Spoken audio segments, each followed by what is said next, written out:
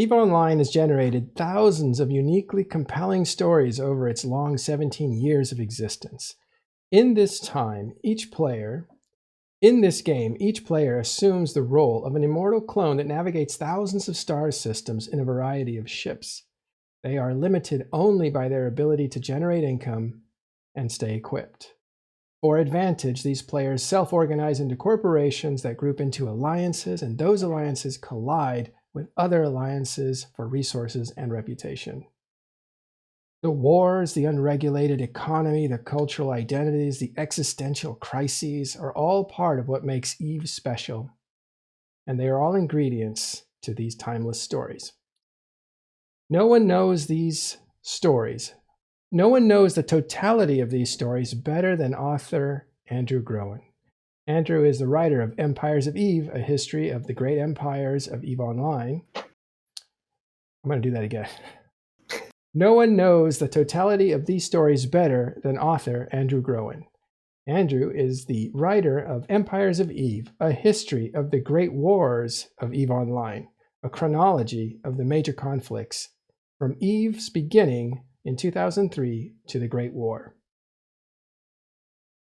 He's with me here today to talk about his new book, Empires of Eve, a history of the great wars of EVE Online, Volume 2, which is due out later this year in 2020. Welcome, Andrew. Hey, thanks so much for having me. I really appreciate it. I always love coming on the show to talk. Thanks. Yeah, it's a pleasure to have you here. We're all big fans of yours here at Talking in Stations. Oh, that's so nice. And anytime we get a chance to talk with you, it's always a good time. Okay, let's get you the first question here. And this is starting at the very beginning to let people understand who you are, where you've come from, and your sensibilities, really. Like, what inspired you to write about EVE Online?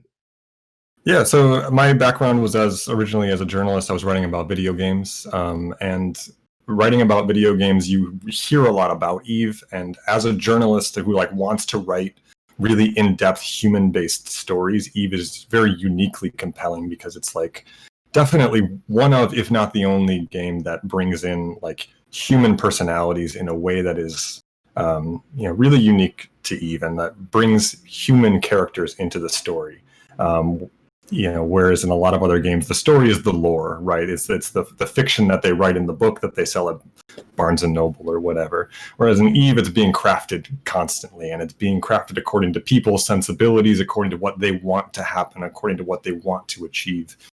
And so if you want to write great stories that are based on people, that are moved by people, and you want to write the best stories about video games and explore the most exciting frontiers of video games, you end up thinking a lot about EVE. You end up noticing that a lot of those best stories come from EVE Online. And so that was what originally attracted me to the game, was the fact that I wanted to write great stories about video games. And here was this very obviously interesting thing that nobody from my field really actually understood. There was just sort of a general understanding that EVE is fascinating. EVE is really interesting. All this crazy stuff happens in EVE. And I had this thought, but what? What was it that was happening? Why was it happening? And the thing that really set my imagination off in the beginning was this thought of something that's very second nature to most EVE players, but I was not an EVE player at the time. The thought was, could you write a chronology, a narrative history that started at the beginning and then had a chain of causality that led you through the history of the game to the end of the story and wherever it leads or whatever? And a lot of people have been playing EVE so long that they've taken for granted that that is true and forget to communicate that to the outside world, that is one of the most interesting things about the game, and it's one of the things that makes the game, completely unique from every other game, is that there is that chain of causality that you can point to and say, this is why this happened, and then this happened, and that changed this, and then because that changed, we can understand why the next year of the game looked the way that it did.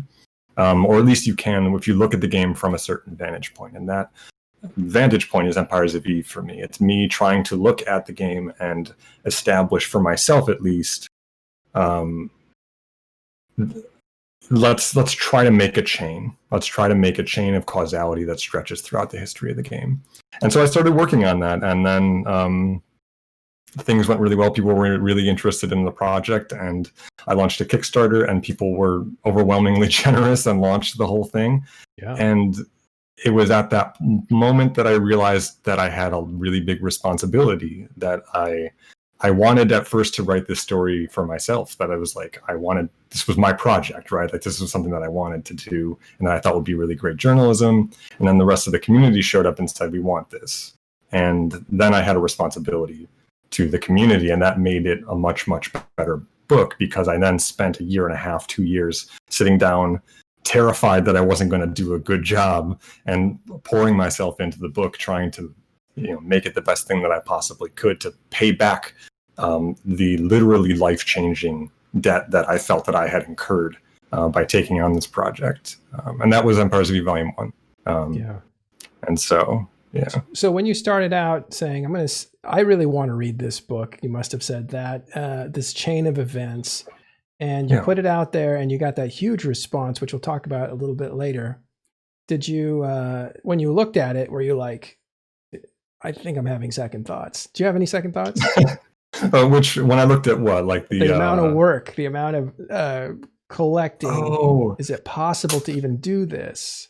Yes. Okay. That part, definitely. I was really excited about the work. Like, there was nothing I wanted more than the work. I was absolutely over the moon to be able to throw myself into the work, because that was what I had been working for my entire short life in video game journalism. Was like, I want to do this kind of storytelling, this kind of reporting, and then finally the stars align and I'm able to get this golden opportunity. And I was so overjoyed by the whole thing that I just, I spent weeks just going on walks and thinking about what the book would be.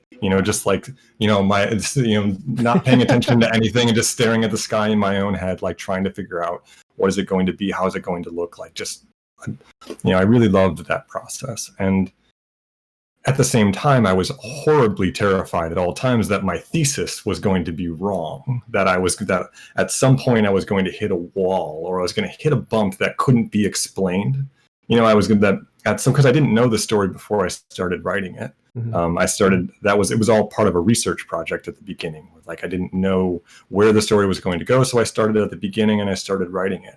And so I was always very, very scared that at some point, I wasn't necessarily scared that there wasn't going to be that chain of causality, because I knew at this point that it was there. I wouldn't have launched the project if I didn't know that. I was able to see enough to know that it was there, and that is how Eve worked.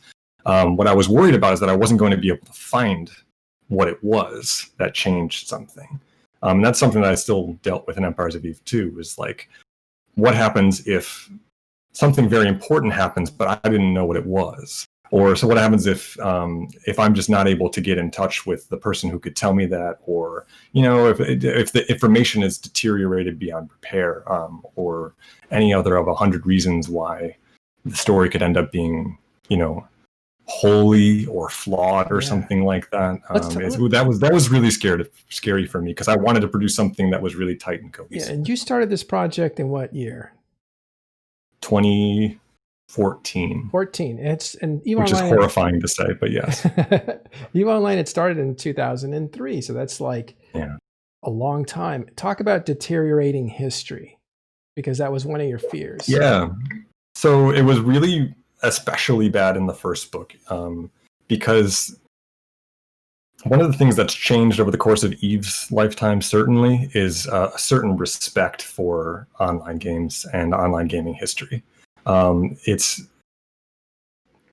hard to explain just how little people cared about this stuff back in 2003 or 2004, and it's not because they didn't have an emotional stake in it. The characters were all super into it, but they believed at a certain level that this was frivolous. And the world beyond told them that this was frivolous, and so people didn't take very good care of the information. A lot of times people would write up a history of what their alliance had been through, a really important history to hundreds of people, but they would only publish it in one post on one forum, and then that forum goes down, and it's at risk of never being found ever again.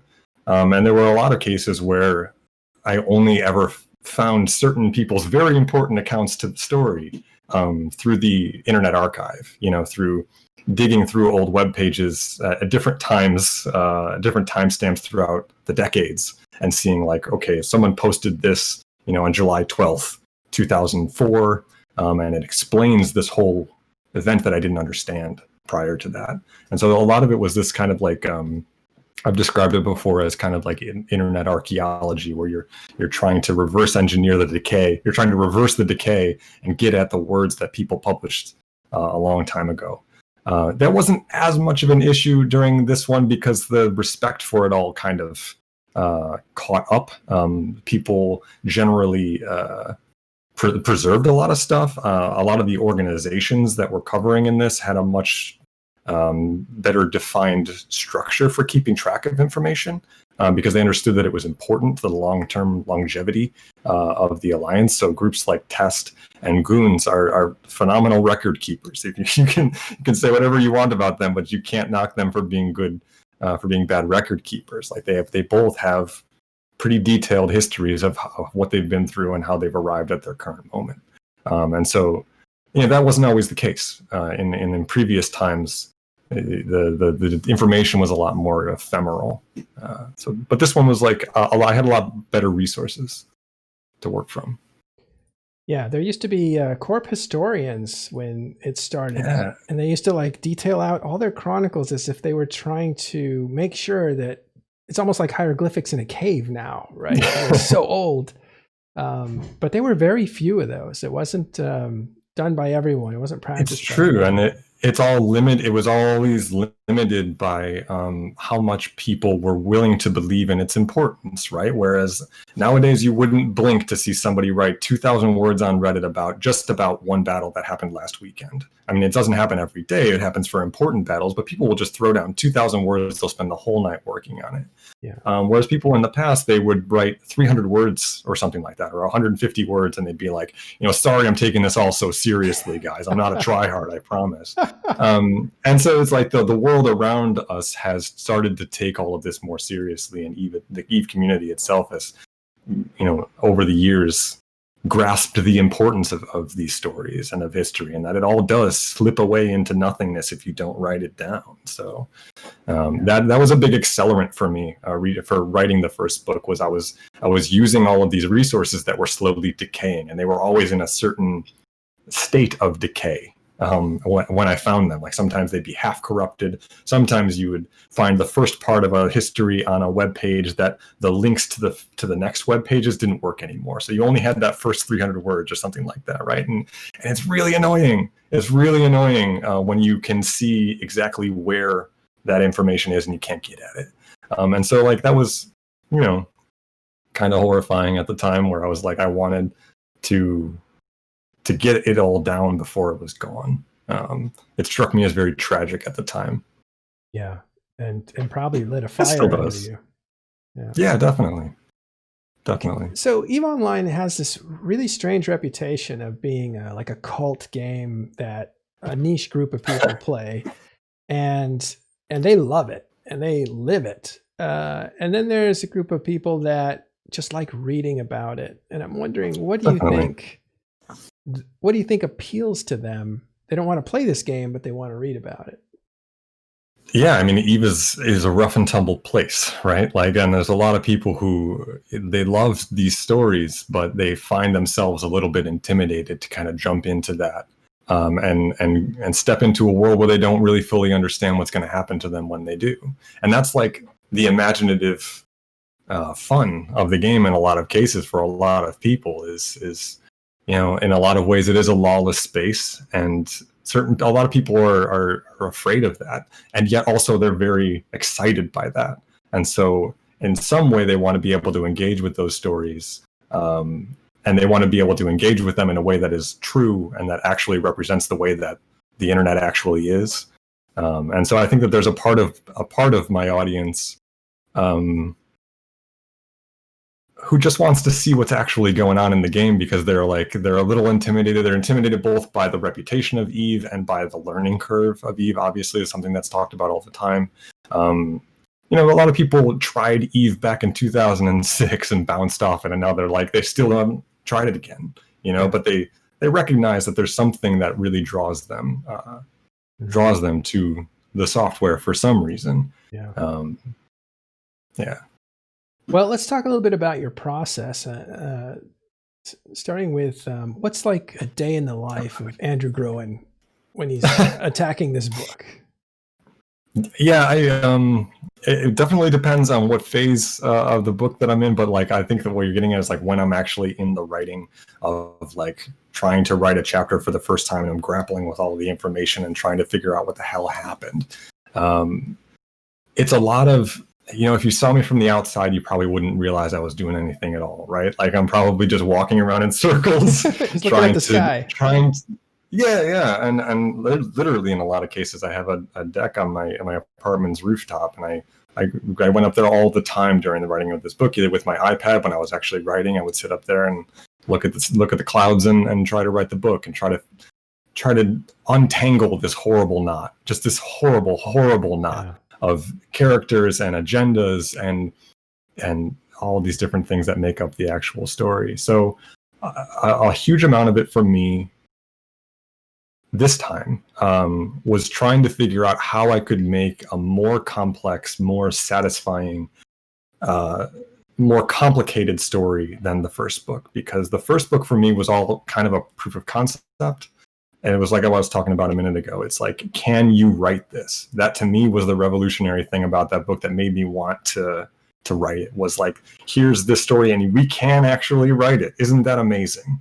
You can write something and it's and it's an engaging story. How fascinating. You can see all these different characters and you can describe all of these different pressures that are being, that are exerting themselves upon the universe. And then we can tie them to data points, and I can show you why this happened and why there ended up being 3,000 people in this place at this time. And when you can tie all that to factual stuff, and there's a certain sense of awe for people when they realize the interconnectedness of the rabbit hole. And I think that ties back to what we were talking about in the previous question about why do people want to read this stuff when they don't want to engage with Eve as a piece of software. And I think that that's a huge part of it, is that there's simply no rabbit hole that goes as deep and connects in such fascinating ways as Eve.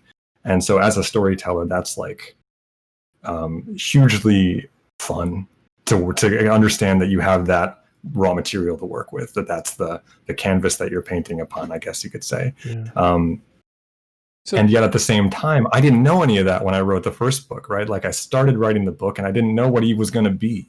I started writing the chapters, and then as they started to form a larger picture, I was like, oh my God, I'm actually getting this larger picture. Here's what I think it's trying to tell me.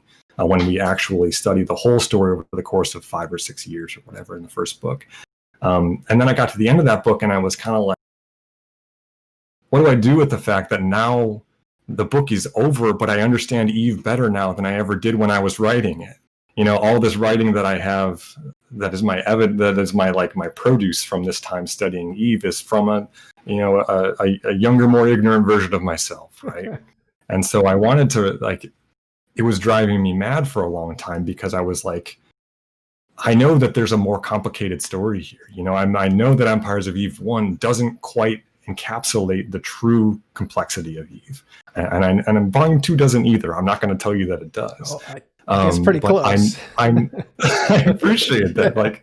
I really do, because that was a huge drive for me. Was I know that this story can be more complicated if you line up the events and you do a better job as a storyteller. You can create a denser piece of material that tells a more complicated story with more characters. It's the way that if you were writing a young adult story, like Harry Potter or something like that, and you took 500 pages and you wrote 500 pages of that story, 500 pages of something like Game of Thrones or something like that is going to be a lot more dense. It's a lot more delicately interwoven. There's a lot more characters, and it's because it's kind of it's just a denser story that has a lot more intricate connections. I'm not trying to compare Harry Potter and Game of Thrones. I apologize to anyone who's offended by the comparison. But the point is, I wanted to try to push that further. I wanted to try to write another story that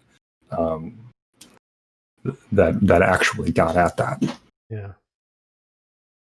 Well, I can imagine after writing the first one and having now you have an understanding of meta EVE Online, like the strings that are being pulled that create a lot of things, and you can see the cycles and the relationships and how they repeat. And I can really see how you've grown into the second book, because the second book you're dealing with, it's still the same throughput, the same like trunk of the tree, but these branches are getting a lot more filled out. You really take on the Russian part of the game in a big way in this game. And you also go into details about some of the more interesting events that shaped EVE Online, like the Wizard Hat incident. And also you talk about females in EVE Online. I thought that was really interesting. It's things that we don't really talk about. So you really go into not only the stories, but you go into some of the dark corners that we have to deal with as players. Yeah, I mean, it was important to me that I think that one of the things that people want out of this story, this experience, and the idea of having someone who's not part of the community come in and write about the community, is that that person has the capability to take EVE as a whole. And when you're a community, you are necessarily bonded by the things that are good. And that is the crux of community. And so a community can't necessarily it definitely can, but in a lot of cases, a community has trouble focusing in on the bad parts of things. And a lot of people want to focus in on the good things, but it's my job to kind of look at EVE as a whole and talk about the things that I've heard about it, talk about things that people have been through, talk about the things that we don't want to go through on a day-to-day basis, because the whole point of the game is to form a positive community that, enhances people's lives, and people don't want to focus in necessarily all the time on the negative aspects. For me, it's tremendously important to try to paint a picture of EVE that is honest enough that it actually encapsulates all of the different sides of it. Because I can't write a story about EVE that's actually going to connect with the people who love it unless I can display that I know what it's actually like. And it's not, and that isn't to say that I'm going to take a dump on it and say this is terrible and like here are all the things that are terrible about it. But I think what people really want is to have somebody grapple honestly with this wild journey that the game has been on. I won't say 17 years because the book doesn't cover 17 years, but it covers the first 10 years now. The two books cover to the first decade of the game.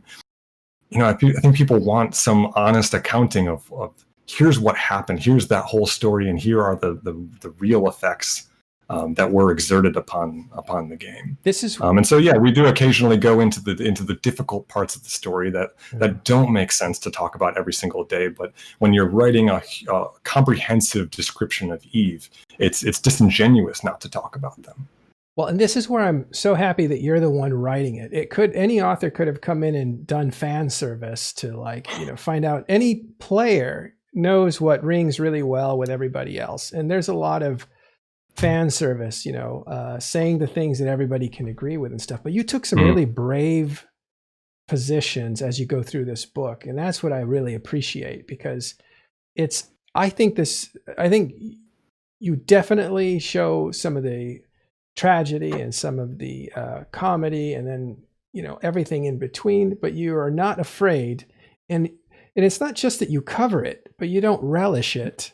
It's not like it's almost like it's not necessarily fun for you, but you do. Oh, it's not display it. It's definitely not. I mean, there's things that I was very worried about. There's things that are concerning to publish. There's it's not easy or fun for me in a lot of cases, but it's, like I said, it's something that I perceive as being part of a responsibility to a community that has been extremely good to me, and that is something that I have. If I have a bias as an author in this case, or as a journalist covering this story, it's that the community has been unbelievably good to me, and that's not just about the Kickstarters, but it's literally I have not met a person I did not like personally in this community, because people are extremely kind.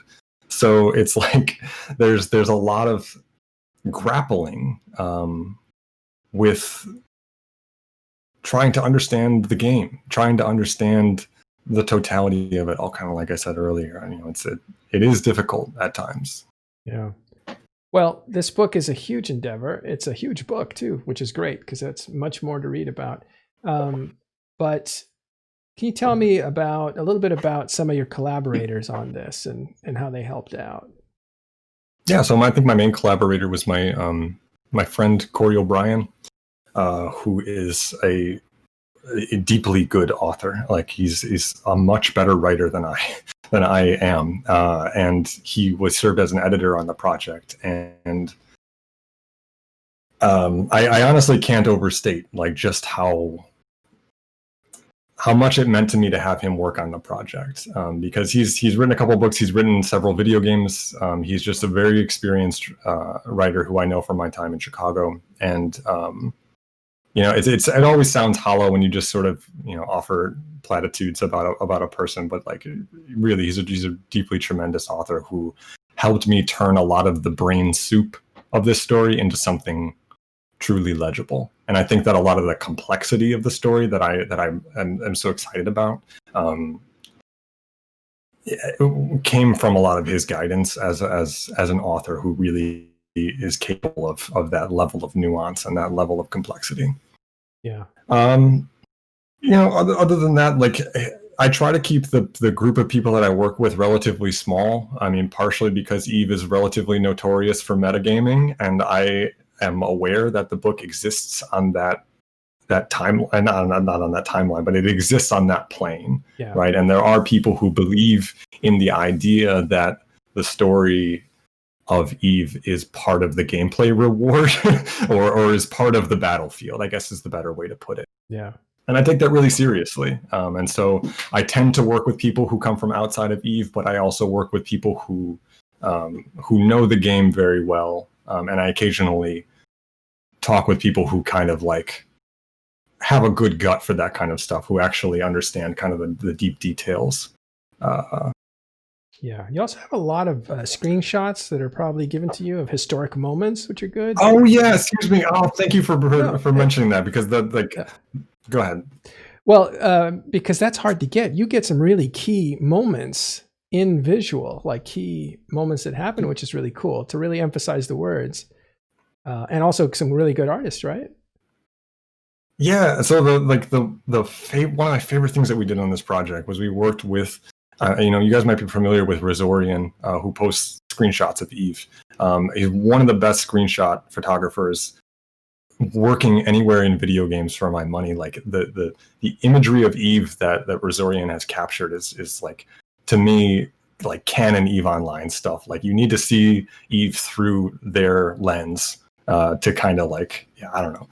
So I worked with Razorien to create like a huge pool of screenshots of Eve Online, of New Eden, to kind of, you know, show people what it's actually like, because that was something that was lacking for me from the first book. Is the screenshots were so old and so decayed, or a lot of people didn't take the UI off when they did screenshots in the old days too. So it's like it's impossible to understand what you're even looking at in a lot of these old screenshots, and they're only like 240 by 480 pixels, right? So when you try to print something like that in a physical book, it's a disaster.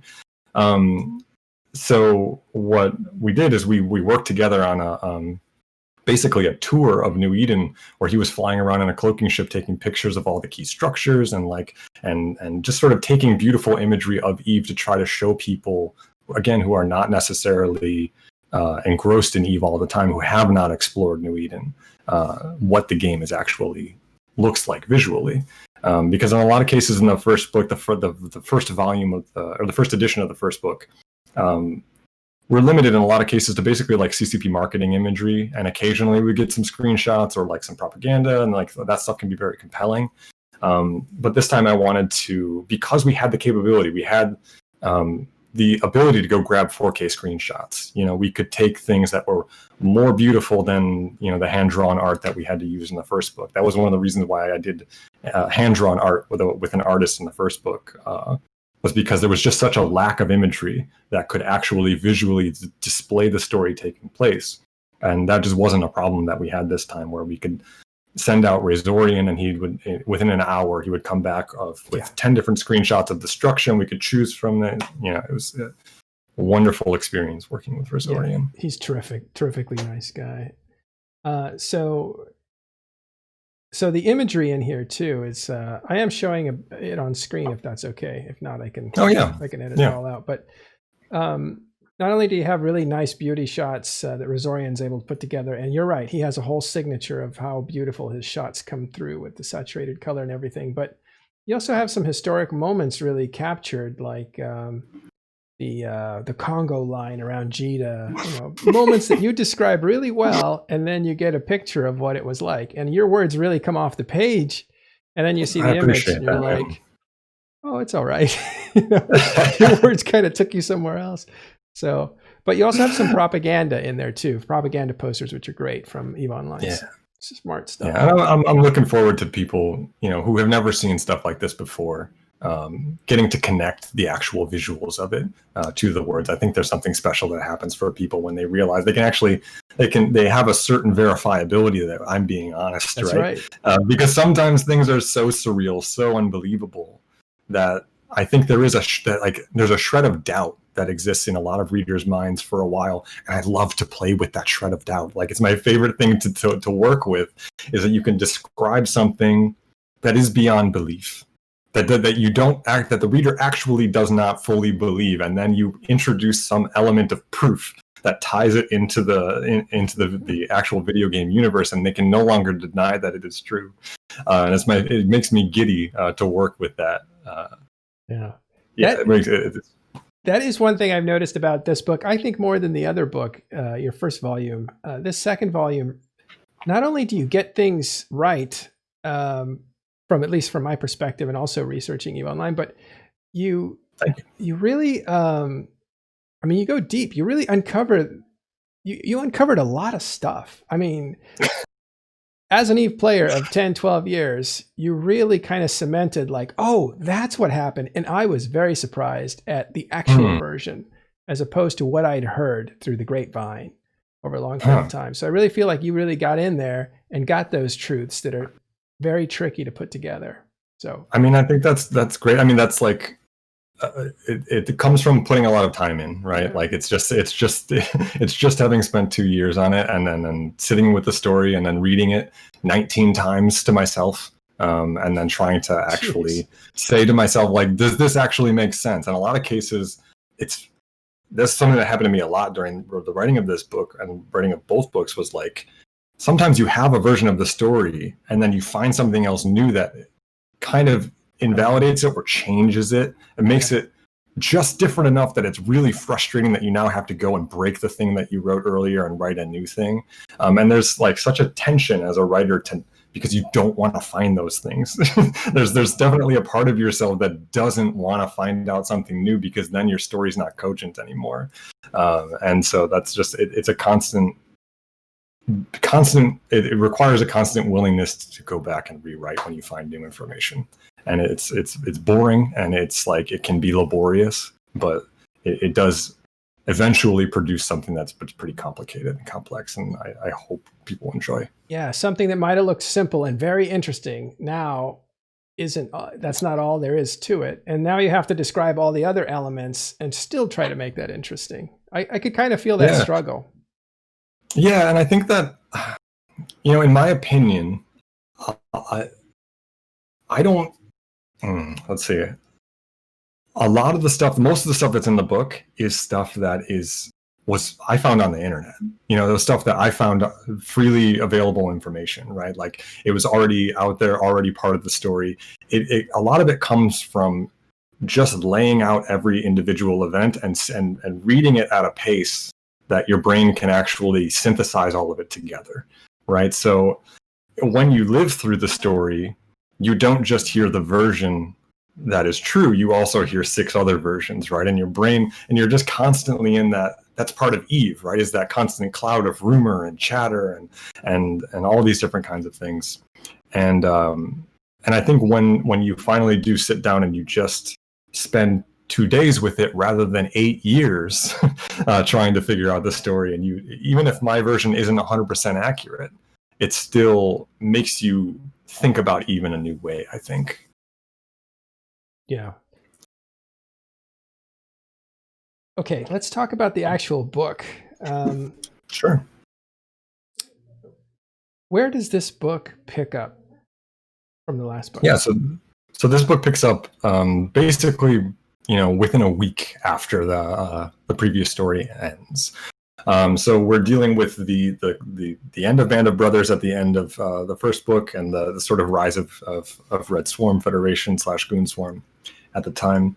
And this book picks up basically as Band of Brothers is like at the end of its final defense, right? So there's an opening chapter that kind of brings everybody up to speed and like talks a lot about virtual world theory and the history of what went on in the first book, and then we get started with the narrative, which picks up at like the very final defense that Bob puts up, which is like I'm trying to remember exactly what happened, but Red Swarm Federation marches 27 Titans into their last stronghold and just sort of sits there and blows up an empty carrier just for fun, and that doesn't sound like much now, but at the time it was like a third of all the Titans in the game all converged on this one station. Yeah, 49 just for fun. 49 Tech U, which is actually being fought right now. Yeah, that's what I heard. So it picks up right there. That to me was a super evocative moment to start this book, and then it basically follows that story of what happens at the end of Eve's largest power. As new people start to take over the game universe, the powers are kind of reshuffled. We see Band of Brothers kind of like resurrect in a different form through Id Alliance, and have a big effect on the game. We see the Red Swarm Federation split apart into its constituent parts, and we follow all those different parts throughout the galaxy as they're having different misadventures that eventually lead into further narrative arcs. We're dealing with Goon Swarm, which kind of inherits the star cluster at the end of the story, but then within a year is betrayed by its own leader and ends up being hollowed out from the inside. And that is a huge part of the central thrust of this story. Is the Great War is over. Here's the groups that kind of inherit power from that situation. The main one of them is Goon Swarm, and then this catastrophic sequence of events happens for Goon Swarm in which its leader betrays it. Most of the veterans aren't playing anymore. The membership is drained, and they don't have any purpose for being anymore because they've killed their great Sauron. So what are they doing in Eve anymore? And there's a big identity crisis. Isn't it definitely an identity crisis? And that's kind of where Goon Swarm ends up going up into the north and becomes part of the Northern Coalition. And then that's I won't walk you through the entire chronology of 6 years of Eve, but that ends up being central to how everything. Obviously, it ends up being central to how everything progresses over the years since then. What are some of the major wars that are covered in here in this time period? So just to continue on from where we just left off there, after Goon Swarm heads to the north, the main war that we're focusing on is the war between the Northern Coalition and the Drone Region Federation back in 2010, which to me was super, super fascinating. I was able to get a ton of amazing information from a writer named Vuk Lau, who publishes a website called Gamer Tribute and has an amazing breakdown of the blow-by-blow battles of the Northern Coalition versus the DRF and several other conflicts as well. But particularly that sequence is amazingly well documented in ways that I never even conceived of. Battle reports and everything is documented in quotations and everything. Wow. So I was able to dig into that kind of material while focusing more on the storytelling and not having to do a ton of not having to do all of the legwork of rediscovering the documentation. Yeah. So that particular war for me was it's really, really fun, and it forms kind of like the first half climax of the story, where we've been thrown into a story with a lot of new characters, a lot of new people, and a lot of new concepts, and suddenly Eve is in a new era. You know, we've arrived in a new era where no longer are people like fighting with battleship fleets. We're having these huge slugfest battles where 6, 7, 8 Titans are being destroyed every day of the weekend for a month.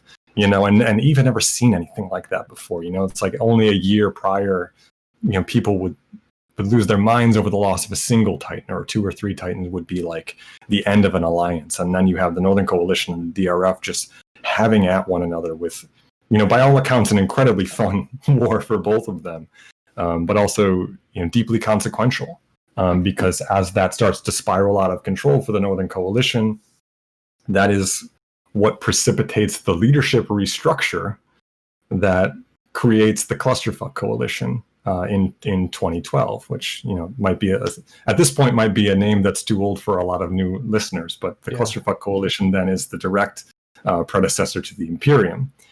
So that you can start to get a sense now for the chain reaction that we're charting throughout the story. And the book then progresses from, again, roughly the end of the Great War in 2000, the early 2009, and then progresses all the way up until basically until BTAC R5RB in early 2014.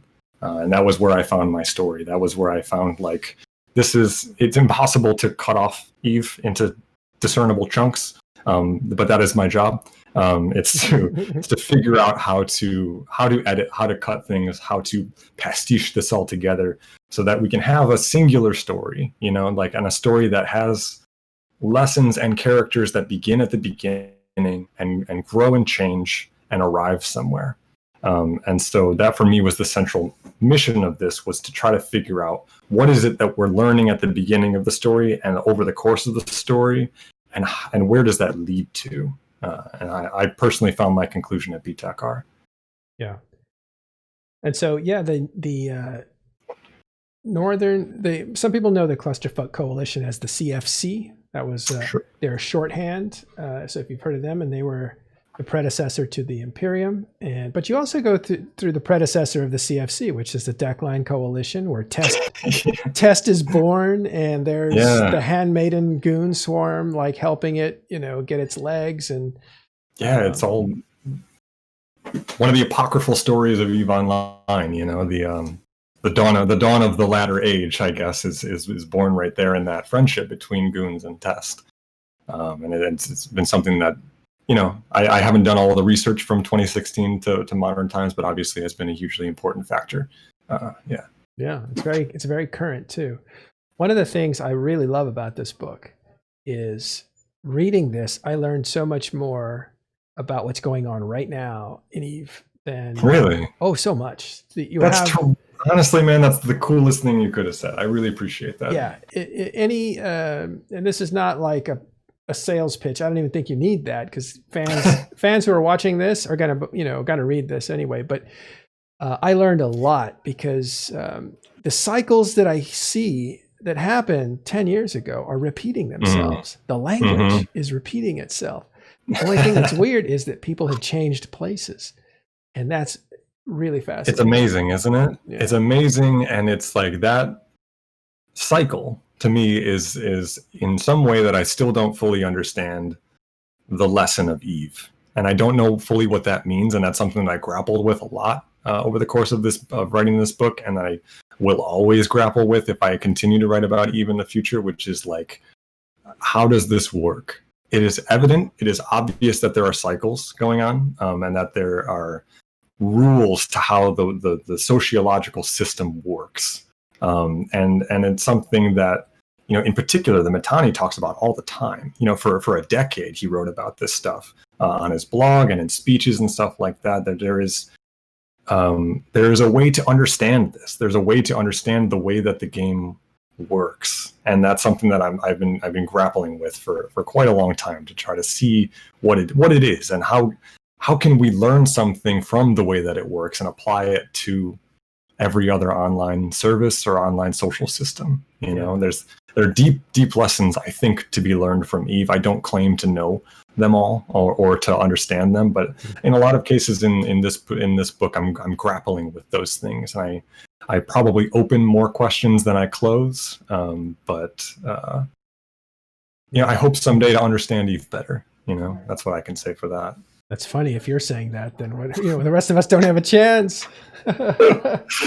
Honestly, the average player in every way knows Eve from their perspective better than I ever could, and that's a humility that I am very I like familiar that, with. you said from their perspective, which is very Yeah, it's something to really understand, because a lot of people don't understand that, and they come to me and they're like, "Well, I know everything about what happened, and I was there for this, and all that kind of stuff." And it's like, that's cool, that's great, and that's really valuable information, and I love to talk to that person. But at the same time, that does not invalidate the 10,000 other perspectives who all say something different, right? And it's my job to kind of synthesize those things and try to come to a version of the story that people can generally agree on.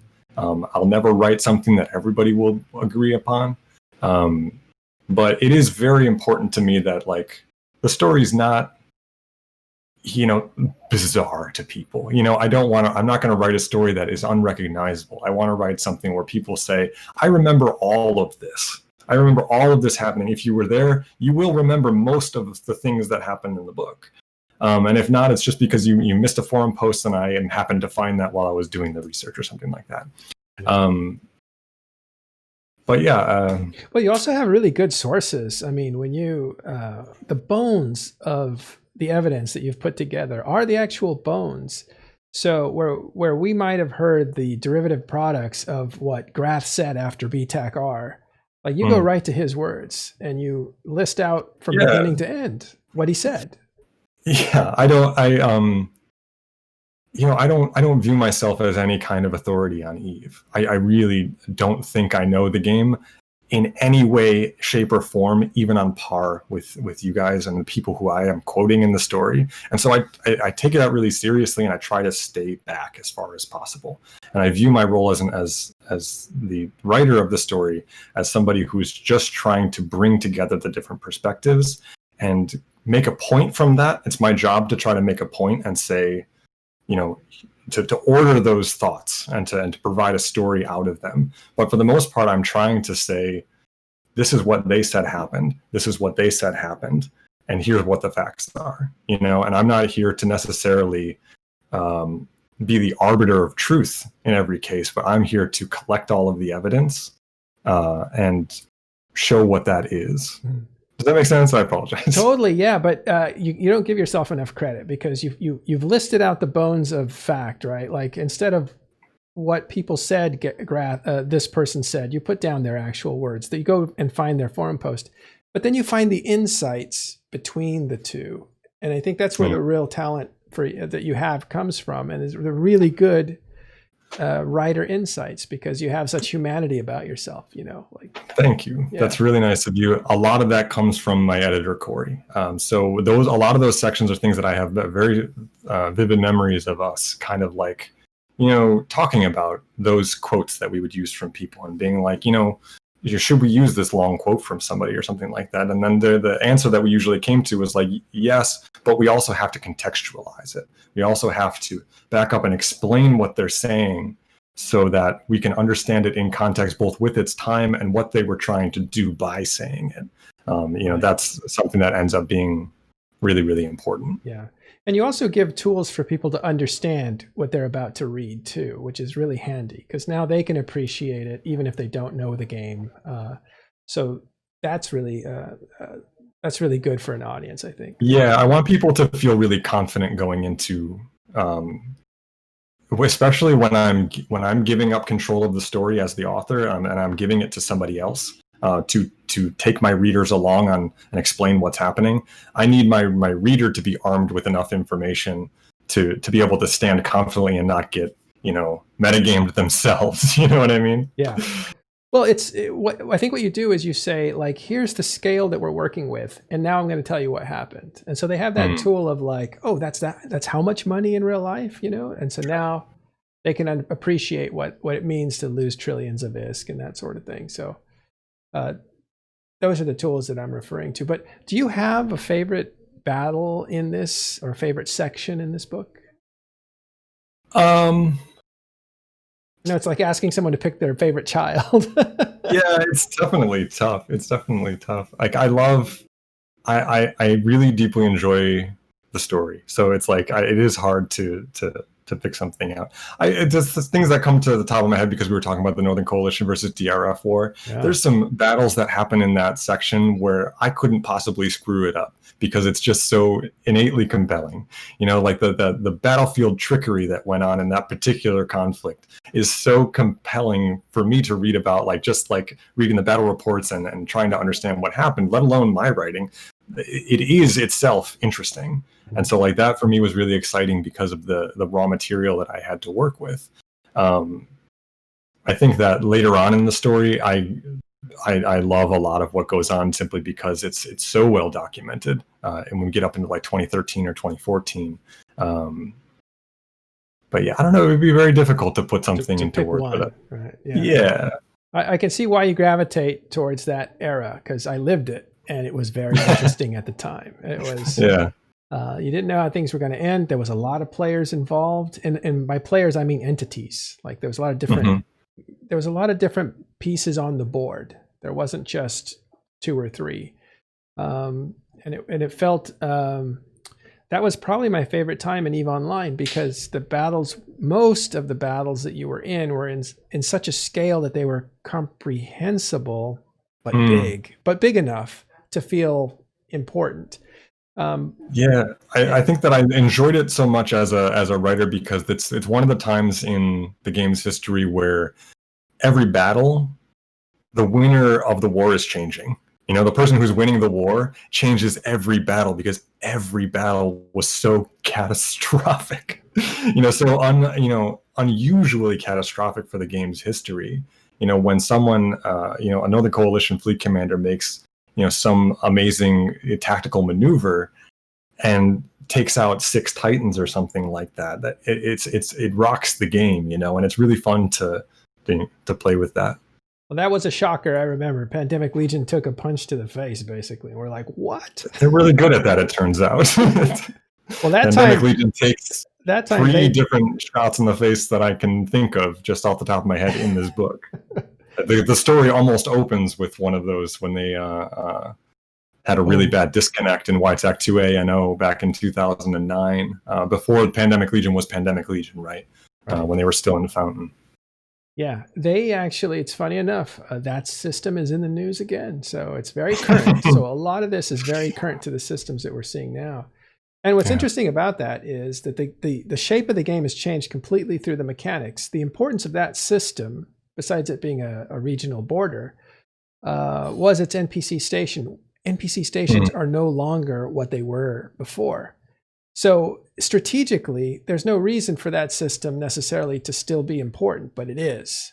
And that's what's interesting. That was something that was really fun to try to explain to people. Like, look, and then that's been true for a long time, especially like you talked about the Fountain War, the chapter about the Fountain War, when Test is doing its last stand in a very important chapter in the book at 6 VDT. I have to explain to the reader, like, look, 6 VDT does not matter structurally anymore at the point that this battle takes place. And then you can have the actual people who participated explain that. You can have them come out and say, like, look, we weren't actually here because this was a crossroads system and it was so important, and if we lost it, we wouldn't be able to hold the West Front or something like that. It's just because it was spiritually important. And once it was lost, the heart was gone, and everybody knew it was self-evident that once that thing happened, it was over. And that's a much more fun thing to explain to a reader than just sort of the dry tactical realities of the situation, because then you get a chance to kind of touch on the heart of the situation and get at the community aspect of it, of what is driving this. And that's something that I'm always looking to discuss more than just the battles. And I say that as somebody who loves it when spaceships fight each other and wants to write about that all of the time. But the really good part of the story is always the human aspect. And so when history changes as a result of a human aspect, that's what I'm really trying to get at. Yeah. And it must be hard to really to dig out the truth in that as well. Was there an alliance that surprised you or wasn't what you expected when you learned more about them? Or coming as an outsider, do you just give everybody the benefit of the doubt? without I mean, I bias? don't know. Before I started writing about it, I don't really know much about anybody, right? Like I'm coming into it blind in a lot of cases. And I think that one of the things that surprised me a lot was understanding the history of Pandemic Legion and understanding their tactical history.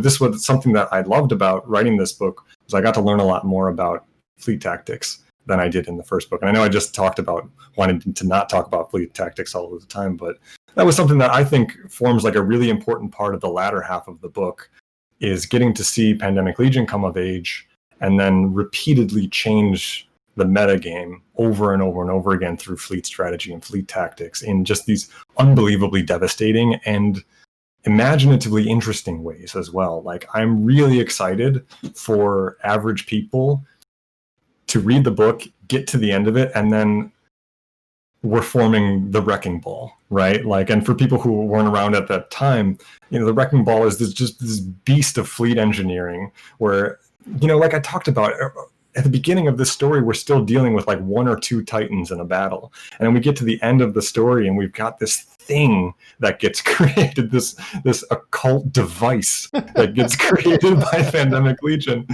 And it's this, for people who went around at the time, it's a sphere of carriers with a core of Titans at the center of it that just shoots from the center of this blob of carriers. And it's so cool to imagine, so vivid, to bring people into that, because in a lot of cases, the battles prior, the fleet strategies prior, are like, here's this big ball of ships, right? And that's cool for me to describe to a reader, because I like the video gaming aspects of Eve.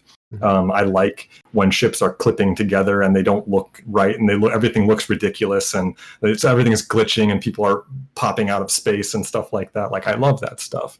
But I also love that at some point in the story, because of Pandemic Legion, the fleet strategy reaches a final boss level cogency, where people can really see the evolution of that throughout probably the last 6 or 7 chapters, when they're really, really starting to experiment with, high cost, high skill point strategies that nobody else can do. Right.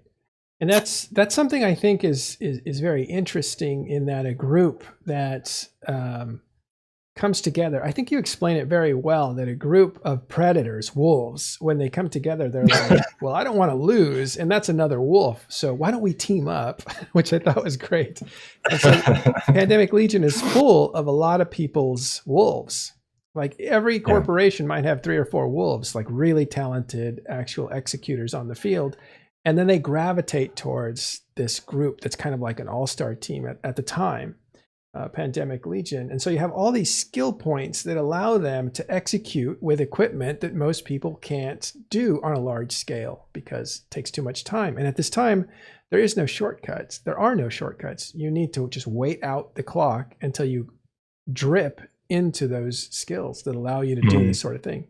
So them running Tengus in 2010 or 11 is beyond a lot of other players' ability, because it just takes too many SP points to get there.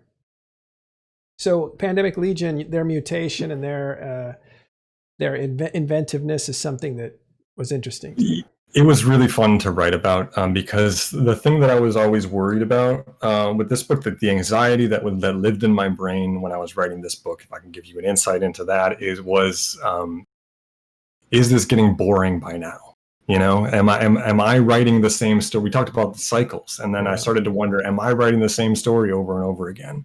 And so, especially towards the second half of this book, that was when I really felt strongly that I needed to start mixing up the form. I needed to start focusing on different things and making sure that I was keeping the story fresh for people and exploring it from new perspectives, not just human perspectives, but in this case, we're dealing with fleet design theory, which is something that we really haven't gotten into. Remarkably, we're like 160,000 words into the story at this point. God. We really honestly haven't talked that much about fleet strategy.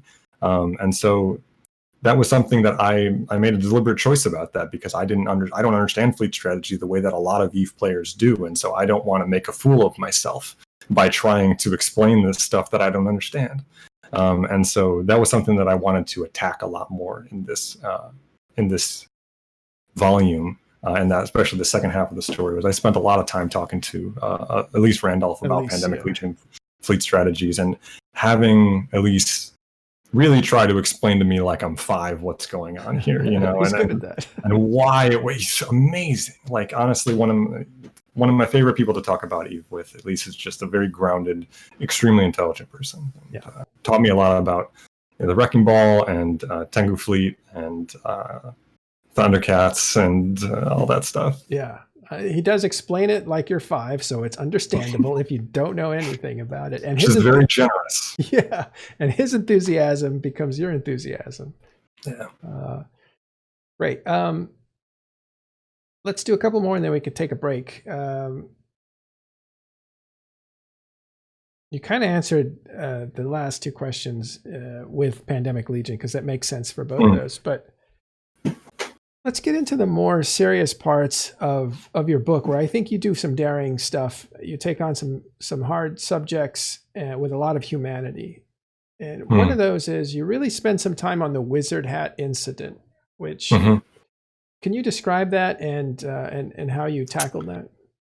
Yeah, so that it refers to an incident that I basically started from the understanding that I knew I needed to talk about Burned Jita. And so one of the things that precipitated that is that Burned Jita was sort of a welcome back party for the Mittani, who had been banned at the time for 30 days. And the reason why he had been banned is because there was an incident at FanFest, I think 2013, in which, what's a relatively common tradition at FanFest was to have goons come up during the Alliance panel and talk about the Alliance, and it had happened several times in the past. And it was usually kind of like a rough and tumble kind of thing where people would actually explain, this is what Goons is and this is what happens in Goons. So the Mittani gave a speech in which he, trying to remember exactly, he presented some of the letters that he and Goons had received from people that they had,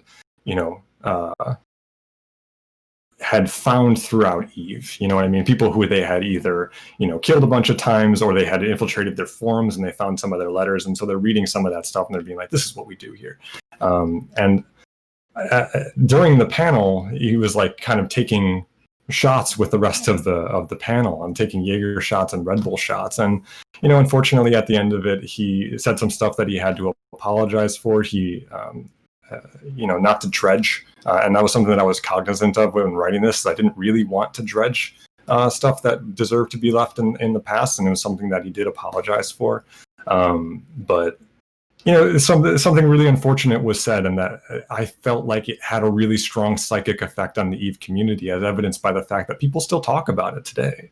And so like I went into that section. I did not want to write about that, but I felt like it would have been disingenuous, and that it would have been something that people pointed to and said, hey, you left this out, why didn't you talk about this? And so it was important to me to write about that particular event in a way that, like you said, shows that I'm taking no joy in this. I'm not trying to muckrake and like rake somebody over the coals for something they said a long time ago and they've since apologized for. And yet at the same time, you can't really functionally understand Eve in its totality, especially Eve politics and the way that people think about Goons and the Mittani, without understanding that occurred.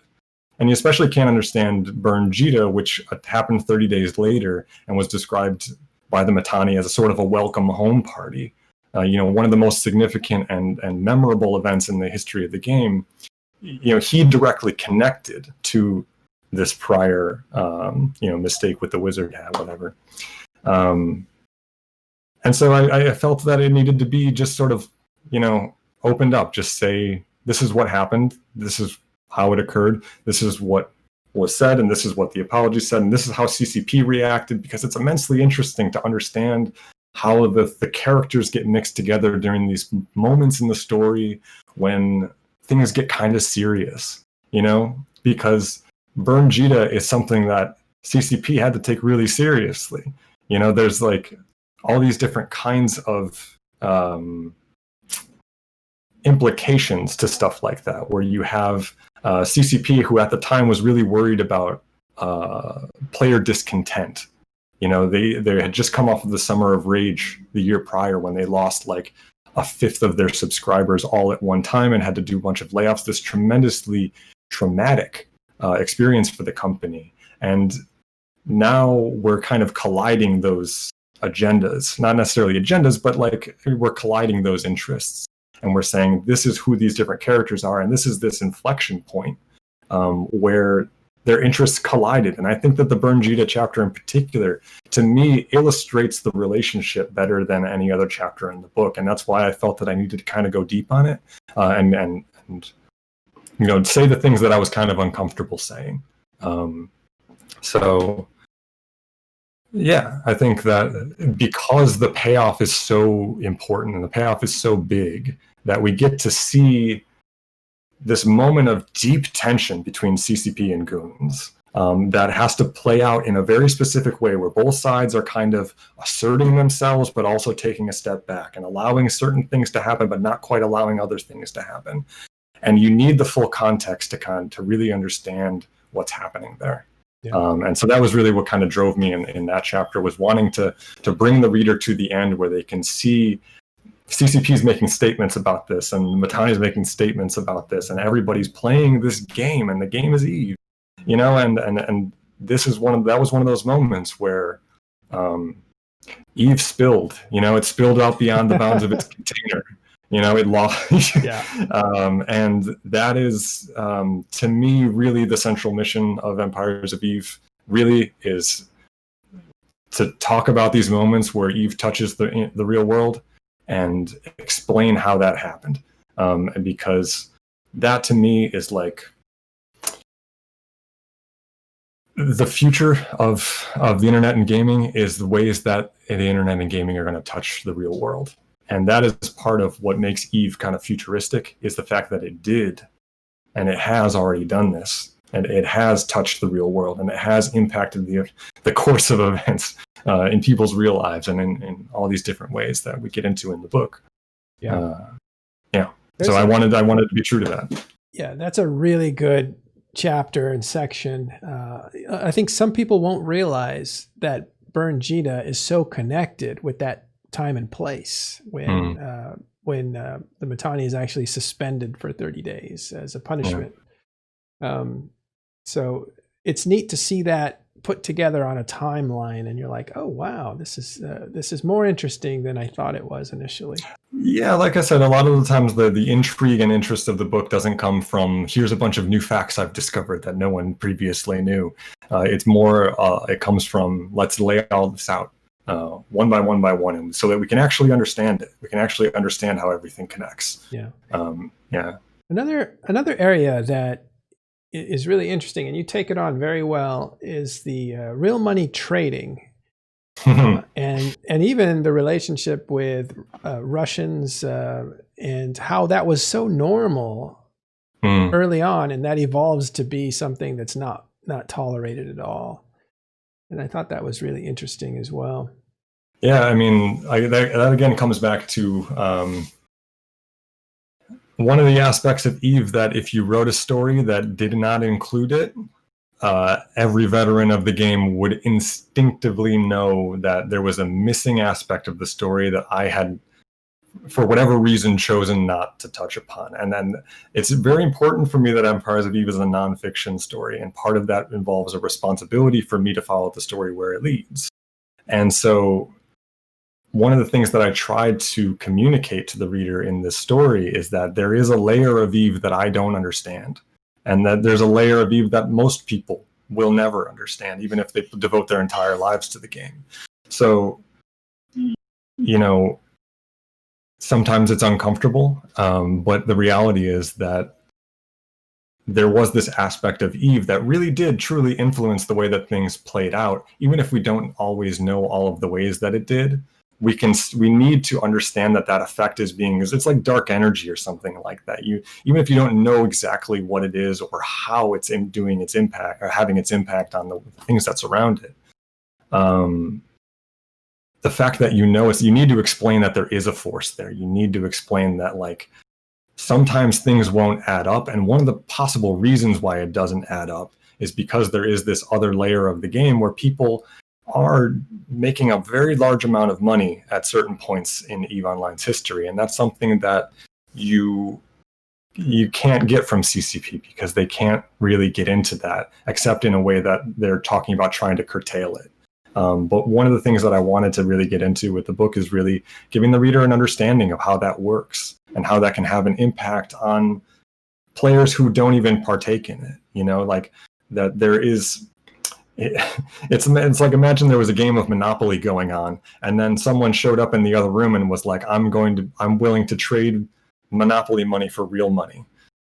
It suddenly changes the whole timbre of that Monopoly game. Suddenly it's no longer a friendly game with friends. Suddenly there's all kinds of weird different stakes that we have to consider where, you know, even if you're not partaking in that, someone at the table might be, and that might influence the way that you interact with them. And, you know, the players might have different agendas. The players might all decide, oh, this person needs money right now, let's let them win and go take all the whole Monopoly board to the broker, and they can cash out and go help their sick mother or something like that. Yeah. Well, and you also talk about the nightmarish story of the tycoon, the Russian tycoon coming in. Yeah, that was pretty tense. Yeah, it does get intense, and it's like, again, it's not stuff that makes me particularly comfortable, you know, and but at the same time, like, that's the responsibility that I've been given, right, is to talk about the things that don't make me particularly comfortable. And it's hard because I can't get every detail of those stories. Like, I can't necessarily confirm everything to the nth degree. And so the only thing that I can do is be honest with the reader about where I'm at with all of those things. And in a lot of cases, I think that volume 2 reads a little bit introspectively. Like, it reads a little bit like almost like I'm just sitting there typing my own thoughts for myself, trying to figure out how I feel about all of this. As if they're exploring it with you. Yeah. I mean, because I, in a lot of cases, am sitting there trying to explore it. Like, I don't know exactly how I feel until I sit down at the keyboard and I'm you know, narrowing down all of my thoughts as I'm doing it. Yeah. Well, one other thing, and this is the last maybe uncomfortable thing that you come across, is you deal with, this is the uncomfortable phase of the interview, women in EVE Online. Mm-hmm. Do you have any thoughts on that and some of your observations? Yeah. I mean, it's something that does not form like a huge part of the book. It comes up because I wanted to talk about the fact that I've done a lot of interviews at this point. And one of the things that is inescapable is that all of the women who I talked to told me some sort of story of being harassed. And it doesn't necessarily always have to do with EVE, but it is a reality of being a woman on the internet is that you're going to get harassed. And a lot of those people who I talked to are people who are still in EVE, you know, people who were not afraid of that necessarily. And some of the stories that I've been told are stories of how women encountered those moments of being harassed, of being, you know, pushed around by somebody and taking power over that situation and using that to, you know, empower themselves and to come to, you know, building power for themselves so that they can go take their own revenge. You know, that is a very powerful aspect of EVE. Not everybody gets a chance to do that. And so that was something that I wanted to get into because it's like, again, there's a certain responsibility to if a lot of people tell you one thing, to not include that is disingenuous. And so one of the things that just constantly came up was some sort of story about something terrible that had happened. You know, and it's hard to get into because it's not necessarily tied to the plot. But in order to grapple with it, you have to kind of be willing to think about not only what has happened, what legitimately has happened to some people, but also, you know, who's not a part of the community anymore because of something that happened, or who's not a part of the community anymore because they were afraid that it would, you know. So these are all things that I'm really passionate about understanding functionally, really, how does EVE work, you know? And so that's part of it. Is it's a harsh place. Yeah, and there are different realities that come to the fore as a result of that. Why does EVE really only have 4% female population? It's not by accident, you know. It's like it's a real thing. So We have to kind of go after it. Yeah. There's a lot of theories about this, but it could be what EVE Online rewards is not necessarily what women want to be rewarded with. Of course, I'm generalizing here, but there's a lot of different theories on why there's only a 4% or 5%. It's literally insignificant, right? Isn't 5% the significance threshold? Yeah, it's unusual, and especially for online games, which online games generally have a pretty high, online role-playing games generally have a pretty high percentage of women, it's unusual for a game to be down to at 4% or so.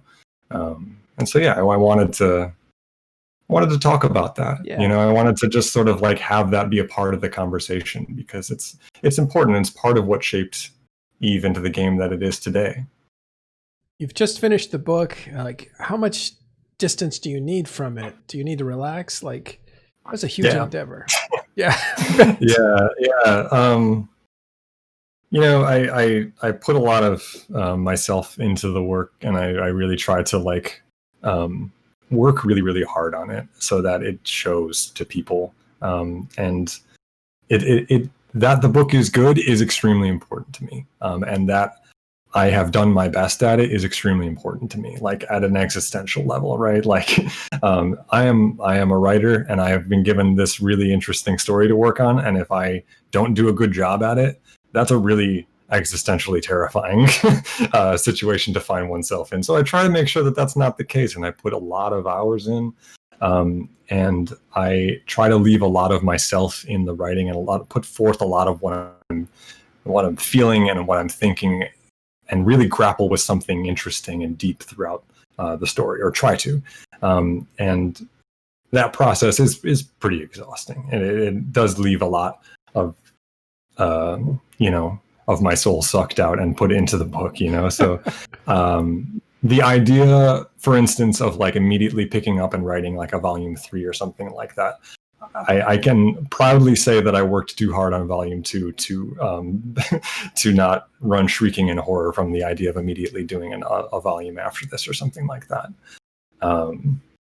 So yeah, I do need to decompress, especially with how things are going in the world and with everything kind of changing. Like, I feel like I kind of need to. I feel very grateful that this book was finished and wrapped up at the time that it was, because I really finished the work of it with layout design and with everything. I finished the meat of the work probably around January, February, or probably about December. Because then what ended up happening is we got delayed because of Lunar New Year, and then coronavirus extended Lunar New Year back in January and February, and then of course that chain reactioned into everything, obviously. But so I was finished with a lot of that work way back then, and I was able to kind of wrap that up and be done with that aspect of it in time for the whole world to change, right? And so like I've kind of been taking a deep breath and guiding the book through its final stages of completion and fulfillment and manufacturing and all that stuff, while trying to reorient myself towards what is increasingly obvious to be a new age of the world. Yeah. New world.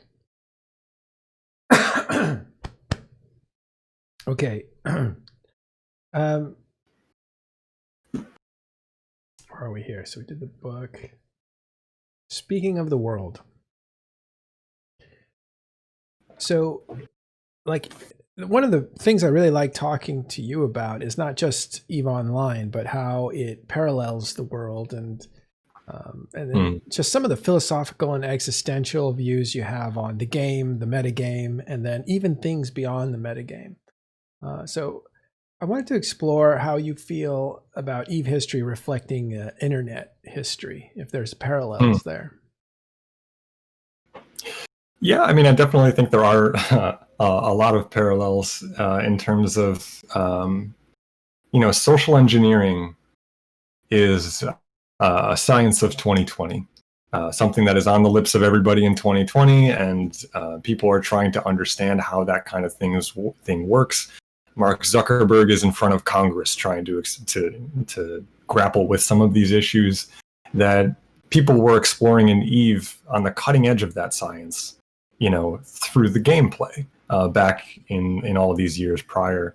throughout the years of the book that the book is chronicling. And so I do think that there's a lot of it harmonizes with the history outside of the game world. I stopped short of trying to draw a direct connection or anything like that, but at the same time, the rhyming is unavoidable. Because Eve is a social network, and that's something that people on the outside of the community, they see the spaceship game, right? But the spaceship game is the veneer on top of the social network underneath it, and social networks are social networks.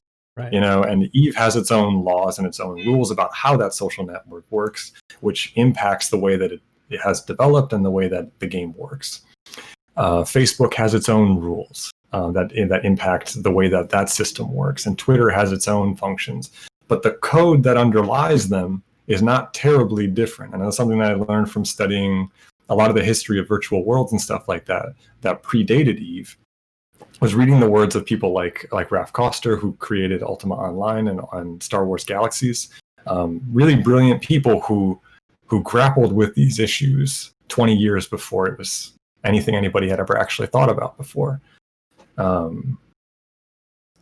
So it definitely harmonizes, and it was I figured out where I was trying to go with that.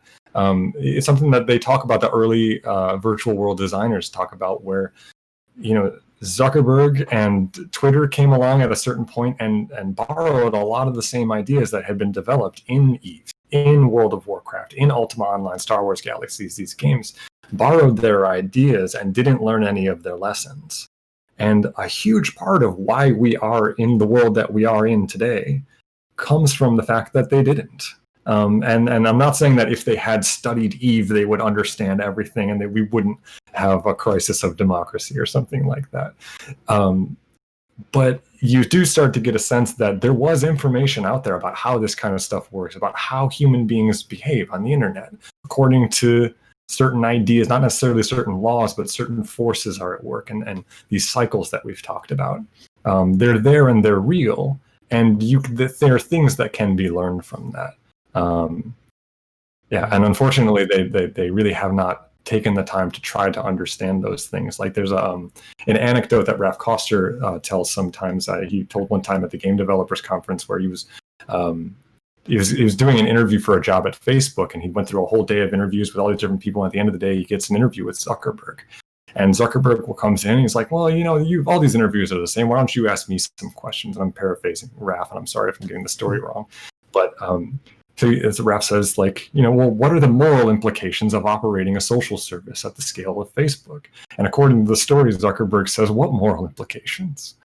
And anybody who has played Eve for a decent amount of time understands, oh no, Mark, some things are going to happen, and I can't tell you what they are, but they're going to be beyond your imagining. The people who use your service will use it for things that you've never thought of.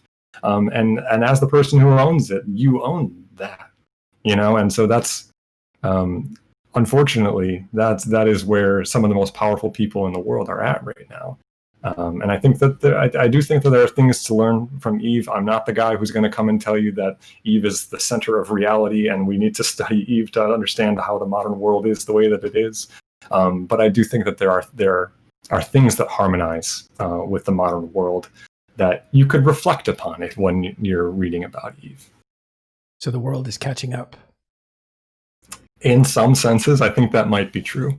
And I think that you can definitely see some pre-quakes if you read these stories. You can tie them mentally, even if it's not a direct causation. You do start to get a sense that things are connected, that this is taking place on the same playground, so to speak, as a lot of the other things are happening today. So you do think that video games, or is it just Eve, is a social media? Oh yeah, for sure. Probably the most important of them, of the social medias in the long run. Why is that? Because I think that games are the impetus to interact with one another. And they're a common shared language across all different cultures. And you can teach a game to people from 6 different continents, and they can play the game and they can understand each other, even if they can't share a word with one another. You can deign something about someone's personality and inner life by understanding how they have navigated their way through Eve, without ever having spoken a word of their language or really even having interacted with them. You can understand something about who that person is, and that to me is like why stuff like this is worth studying at all. It's like,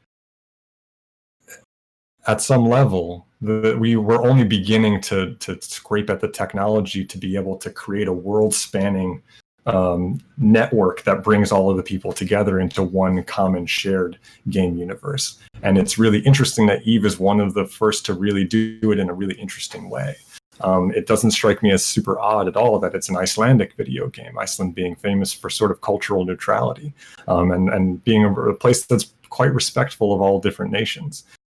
So Eve is being designed as a game that is sort of like nationally agnostic, is, I think, really important. And I think it was groundbreaking at the time. I'm not sure that I haven't done an audit of all the other different games out there and whether or not they do things that are similar or just as cool as Eve or whatever. But yeah.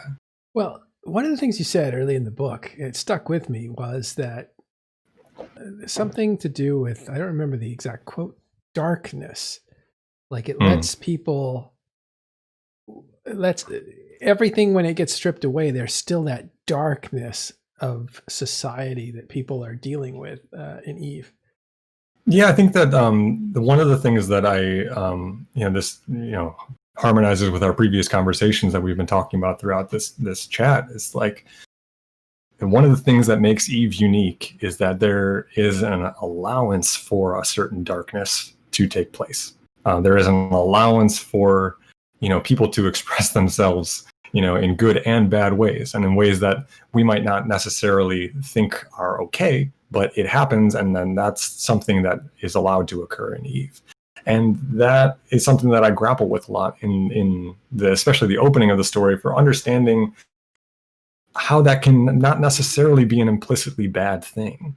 It's hard to understand at first, but I think that there is one of the lessons of Eve as a whole is that there is something good that can come from darkness, is that there needs to be darkness in order for there to be light. And that darkness in the game is part of what draws people together. And that without that, those people would not need each other, fundamentally would not need each other in the way that they do. And that need is why people love each other in this game. And they often don't in other games. Like that's one of the central riddles of Eve, is why is there so much love here? Genuine love in a way that you just don't see in the lobbies of Rainbow Six Siege or whatever it is. Like places where people are socializing and playing games and having fun, they don't love each other. I'm generalizing, and that's not. I don't mean that there isn't love in other games. I mean that in Eve there is. If you study Eve, you see it. There is a certain kind of love for each other that communities have, and there is also a certain hatred that exists in Eve that you can't find in other games. And that's one of the challenges of writing about it, is everybody you talk to, and there are some people, a lot of people have their brains more grounded than others, but some people you talk to will be like, my community is based on love, it's based on friendship, we help each other, but don't talk to those people, they're scum. I was talking to somebody again at Eve Berlin, and they were telling me about, this is my best friend I met in Eve, and this is like, this is why I love the game. And then they said, but except for this guy, I'd stab him in the face if I ever met him in real life. And that's a direct quote, and that's like, it's a kind of hard edge, and I apologize for that. But and I think they were just being vocal, and we were drinking and having a good time and everything. But it illustrates for you kind of like there is both here, and that's something that makes the game unique. And so if you're not grappling with both, you're not grappling with Eve. Yeah. And so I really, really tried to illustrate for the reader that it is an essential part of the game. That and where you draw the line is the whole philosophy of Eve, and it's something that CCP has been dealing with and trying to delineate in some of the most interesting discussions of online gaming history have probably taken place in CCP headquarters as they tried to figure out a philosophy for charting through this game. And you'll see some of those moments in the story. Yeah. It's funny when you were talking about that. It's like the most loving culture, I'll just say like in Mexico or something. And they're just like, they bring you in, they feed you, they treat you really well. And those same people will like, boil you in a pot because you're a witch doctor from outside somewhere. There's like an Anthony Bourdain quote, I think, it's like describing what he's learned from all of his travels or whatever. And he's like, one of the things that I found about every place I ever visited is that the people I met were the kindest, most wonderful people I've ever met, since that day. And every one of them said, but don't go down the road and talk to those people. They're terrible. And that is something that is, you can't call it good. It's not necessarily good, but it does lead to a very nuanced system that I've tried to grapple with and understand. Yeah, if we're not just built for that, it's the part of like we're in this pack, and this pack needs to survive almost over the other pack, and all the tools. That's definitely how people see it. Yeah, all the physiological tools that we have for that haven't evolved out of that, even though our society's changed. So we still gather around the alpha, whoever the strongest is and most capable, and we will fight with that group and do terrible things to them that we wouldn't ever consider doing to ourselves. If that's not on display all the time in Eve. Yeah, I mean it's uncomfortable, and at times it's even unfortunate, or the times when things go too far is a thing that's real, and it does happen. And again, if you're grappling honestly with Eve, you have to say that it's there. What's happened to wanting to explore and not destroy? Why doesn't Eve have more of that? In what sense? Can you explain that for me? Yeah, when a player comes in to the game, they want to explore. They might want to harvest a little bit, but basically they mostly just want to explore and look around. And their first instinct isn't to go kill people. It's to go and look around. And then all of the veteran players who've been around a long time are like, the only thing that matters is killing someone. Like that's the only thing that matters. And I wonder, did Eve in this period of the book that you cover, now you cover the player history, but there was also a development history that shifted with Incarna not really being delivered like it was promised. A lot of disappointment there. I wonder if they took a detour saying, let's just placate the guys that we have, and all they want are these big epic wars, and so everything was pushed in that direction. What happened to the virtual and imaginary universe aspect of EVE Online? I think that there has been definitely an evolution of the game, and that's something that I've become aware of more as I started to edit this book and really spend some time reading it. And I for this same Kickstarter project, I also re-edited the first volume. So I went back and I tried to understand, how they should fit together as a series, as one, essentially one work, as 2 volumes of one work, because the first book is different. I didn't know I was going to write a second volume at the time. And so there's different ways that you can thread them together in a much more satisfying way. And I tried to do that.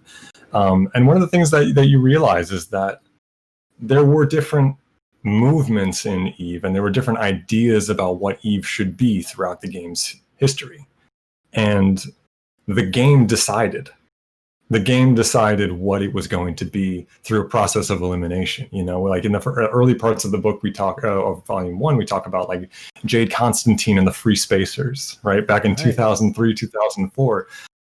I think that what happens is that those ideas aren't quite as cogent as the thing that ends up beating them.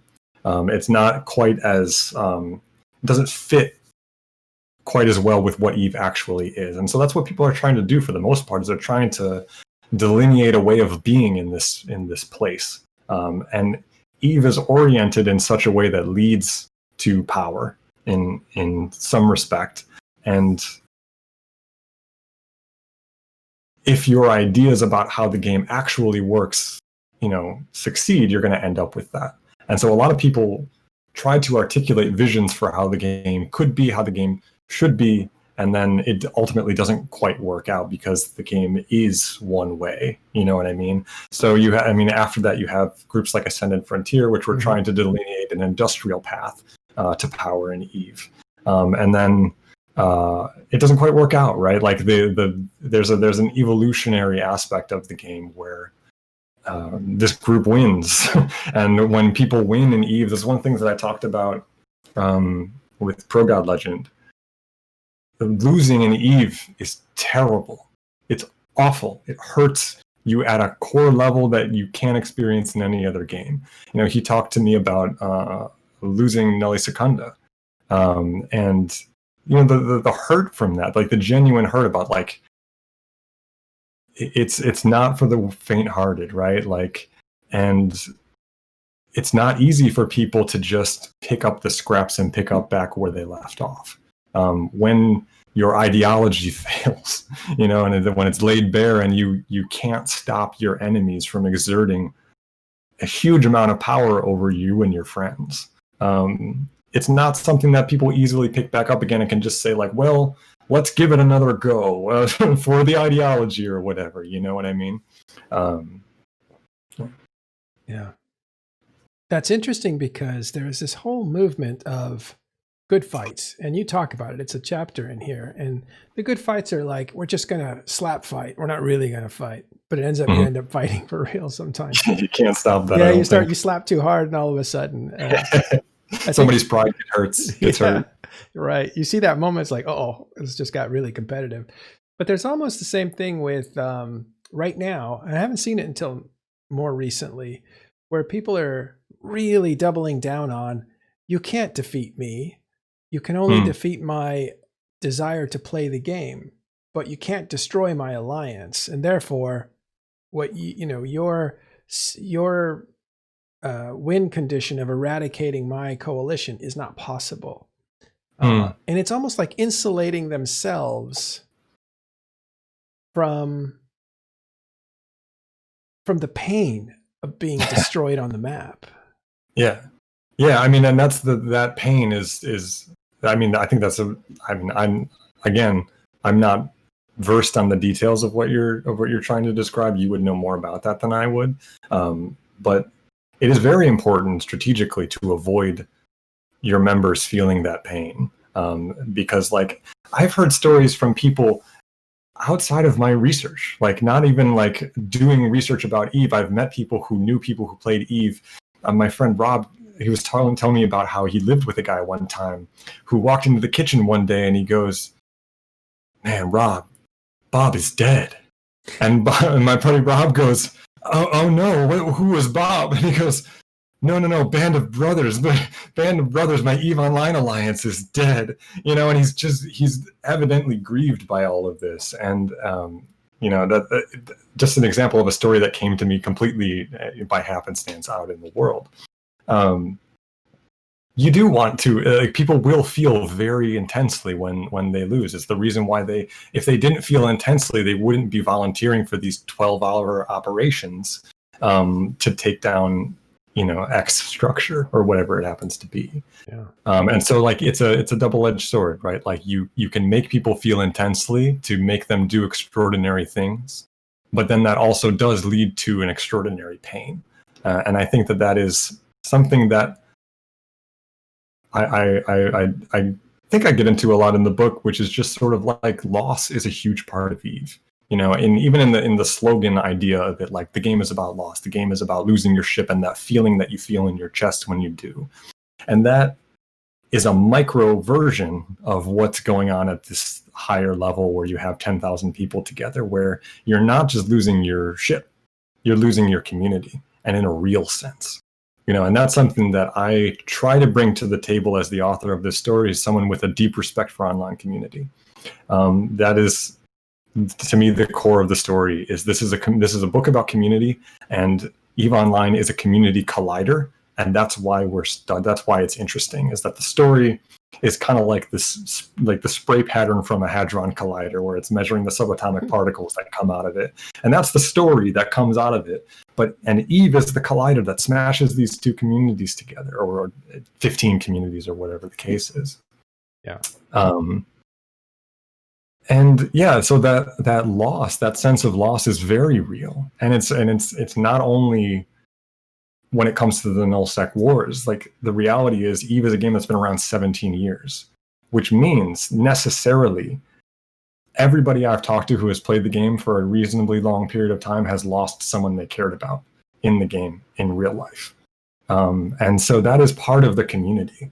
Part of what draws these groups together is the fact that they have lost people, and now they are an us that has lost someone. And that's a very powerful thing. And when that gets destroyed, which it does very often in Eve, that's a really painful thing for a lot of people.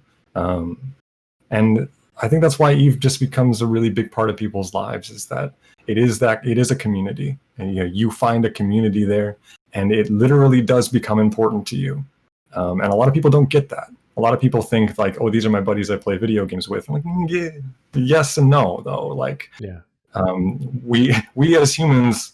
So the interesting tidbit is that the original EVE Online corporation size is 125. I believe it was back in the day.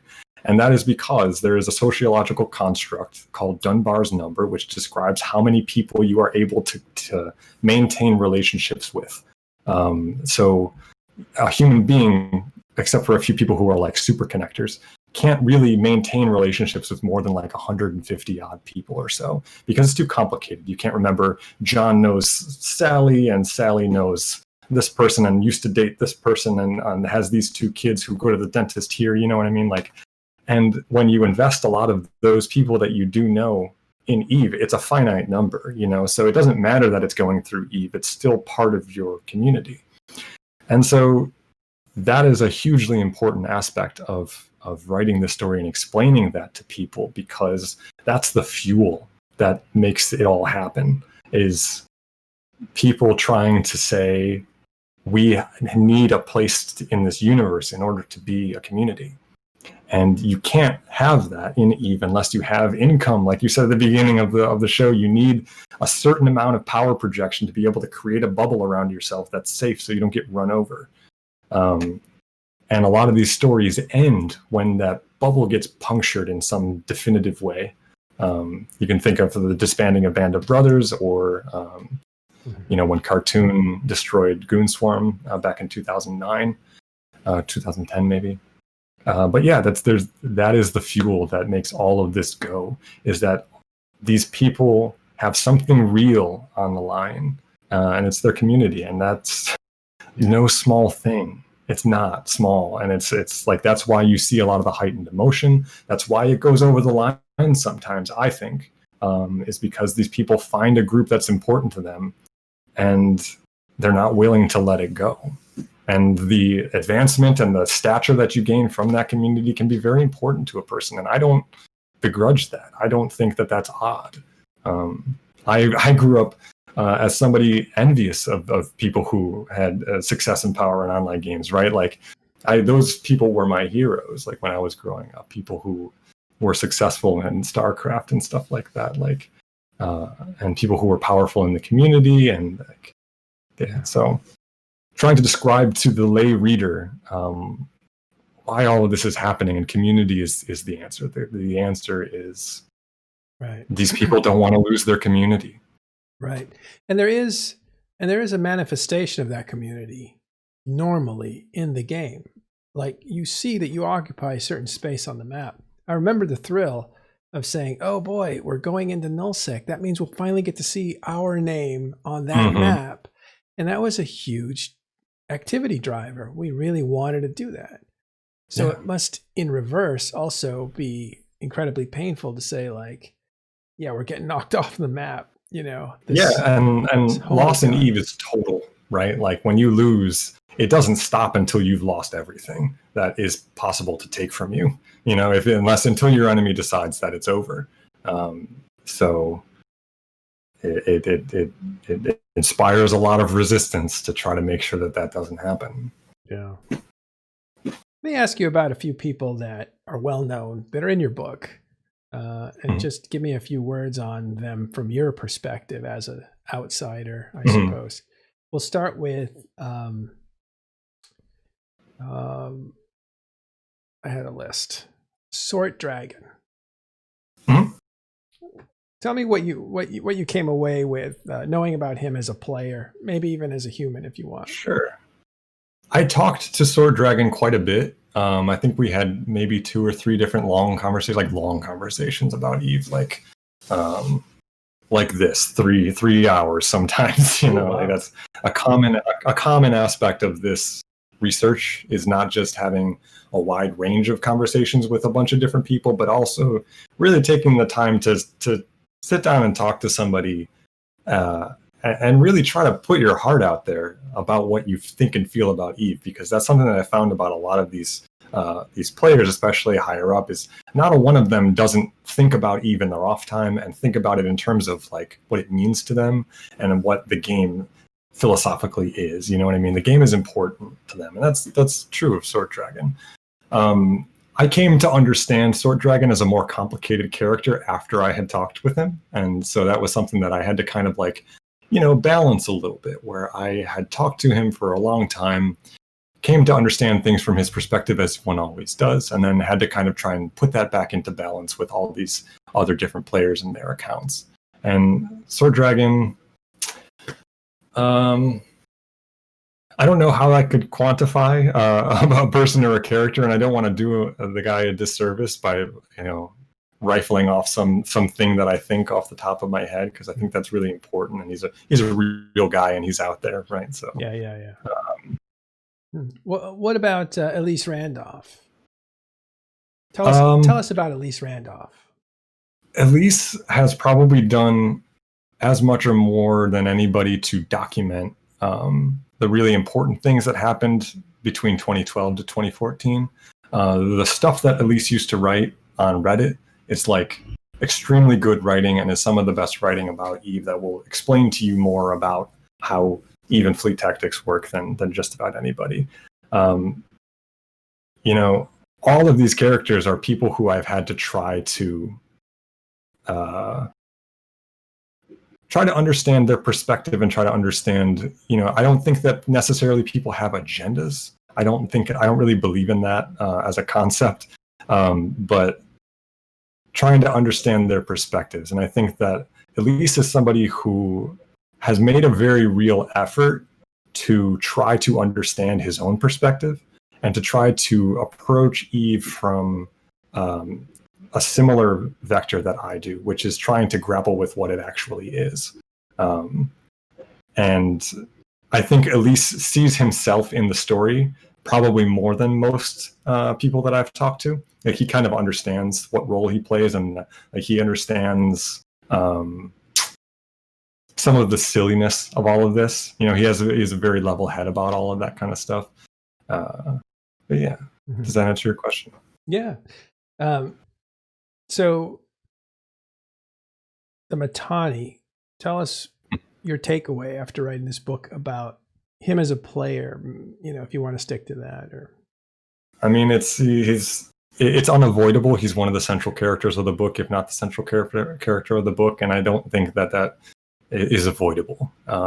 He has been very successful at making himself the center of things in Eve, and I don't think I've ever asked anybody, and I do ask people this all of the time. I try to approach the game without assumptions, right? And so some of the time I'll ask people basic questions like, who's the most powerful person in Eve, or who is the person who is most in control at this time? And a lot of times they'll just look at me like I'm kind of stupid, right? Like, they'll be like, well, it's obviously Mittens, and that's like, he's a guy who's worked very hard at that. That's something that I think I came away with that I don't think people talk about quite as much with regards to him, is that he has put in an enormous amount of work to acquire the station that he currently enjoys. And the level of thinking and philosophy that has gone into his strategy in the game is daunting. When you really take the time to go back and read his old column, Sins of a Solar Spy Master. It's daunting. Like, it's very, like, it's like, I go back and I'm looking at somebody who understands the game in a far deeper level than I do. And I'm not trying to shine the Mittani's boots.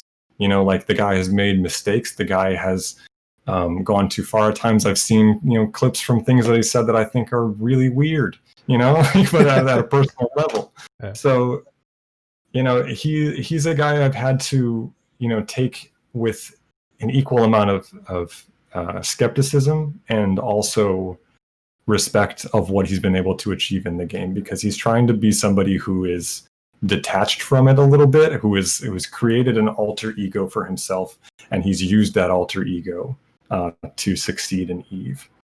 And that, to me, is one of the more fascinating qualities of the book, is we have this person who has decided definitively that they are two people. You know, and that's a moment that happens when in the conversation we talked about earlier with Burn Jita and the Wizard Head. He very clearly delineates that this is the Mittani, this is Alex. So the more interesting philosophical questions of Eve do tend to follow the guy around, and so it's very interesting to follow him as a character. He's also somebody who, when I interviewed him, and I did two, I think about 2 to 3 hour interviews with him quite a long time ago. I actually haven't talked to him in some time. Partially because he told me that this was part of the metagame now. He was basically like, this interview is a freebie. After this, you enter the metagame. And that was something I really honestly took seriously, where I was like, this, you know, I'm trying to get this accurate and trying to be correct about this. And so, you know, now you've been kind enough to tell me what your angle is, and now I get to try to decode that. Right. What about Manfred Sidious? Manfred was somebody who our interviews never lined up, and we never got a chance to talk. I took Manny to be a very dedicated Eve player who was responsible, I think, for a lot of the fleet engineering that Pandemic Legion created over the years. Certainly towards the end of the book, Manny is the central brain, I think, of N3PL, which is sort of our counterweight to the CFC. And so in our final story, it's Manny who's dealing with a lot of these things that are coming up. But yeah, Manny struck me as a really intelligent fleet commander, a guy who was maybe a little different than a lot of the other personalities throughout Eve history. Yeah. What character there's so many other people that you bring up that are no longer playing Eve. Those are some that I put out there, but are there any characters that you want to talk about? Like, there's more to be said about that person or that player than is in the book. Anybody that sticks in your head? There may not be.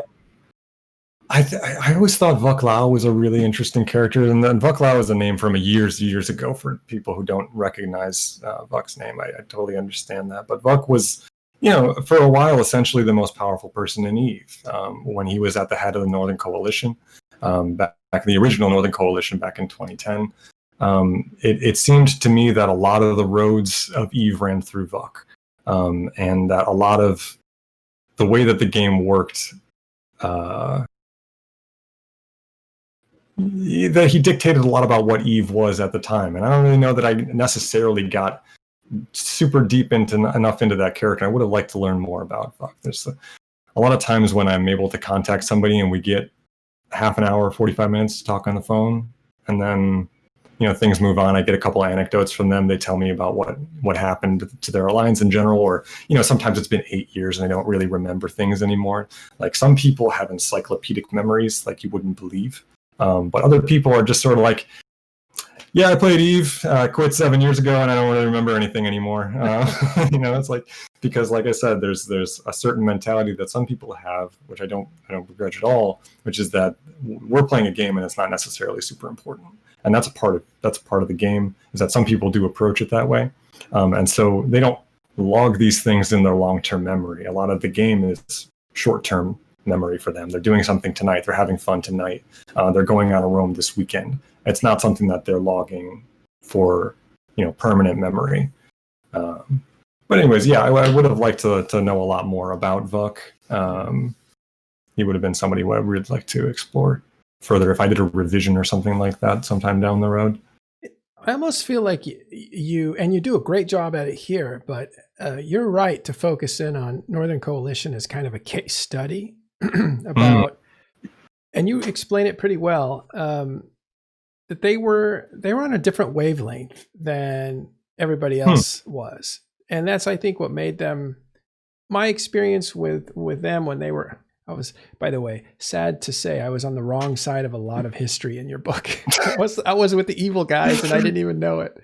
I was attacking Northern Coalition and thinking it was the best fights ever. But one time I read a blogger and he was just like, we're just trying to build something here. We're trying to get along and create peace, and there's prosperity and diversity, and these guys want to kill us for it. He wrote in his blog, and I was like, oh man, I really feel for you. I think I'm on the wrong side of this war.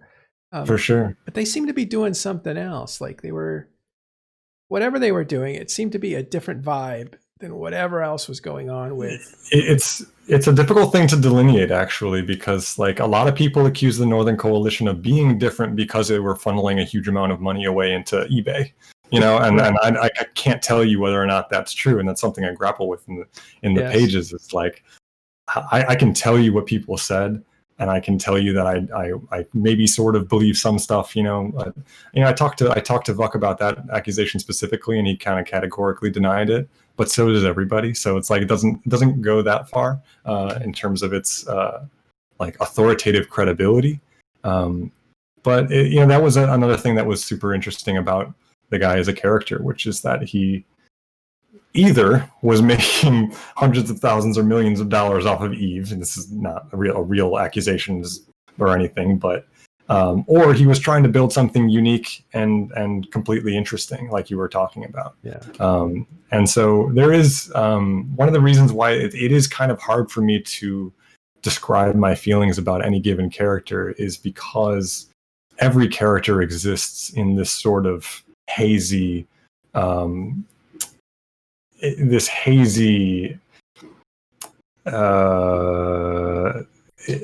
has their own opinions about them. Some of their actions might be described by other people as being completely different than they were intended.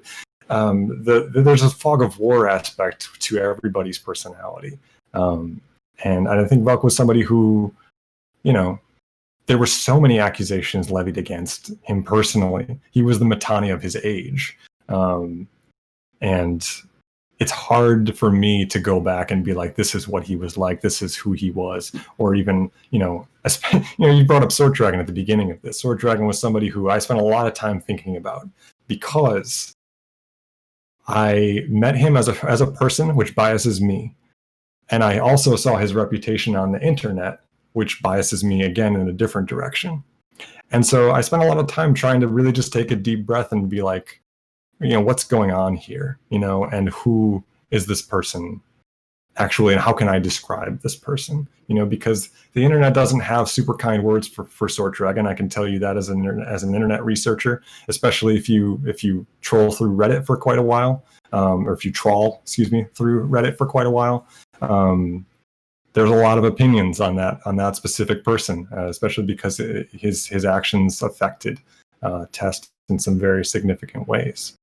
Right. So unraveling what a person's personality is like in Eve is incredibly difficult. And I hesitate to do it. Like the briefest version of Eve's history that I can give you is the book. That's the one that I'm comfortable with, is like, okay, a lot of this is really complicated and uncomfortable and nuanced, and the trying to leap ahead and describe it in fewer words almost always leads to trouble. You end up making generalities, or you end up taking someone's viewpoint at face value, when really what you should be doing is backing up and explaining why they're saying those things and why that sentiment exists, whatever the case may be. So I feel like you spent a lot of words doing just that, is giving the nuance about Sort and other people that were a little complicated. You did the same thing with X or UADeath.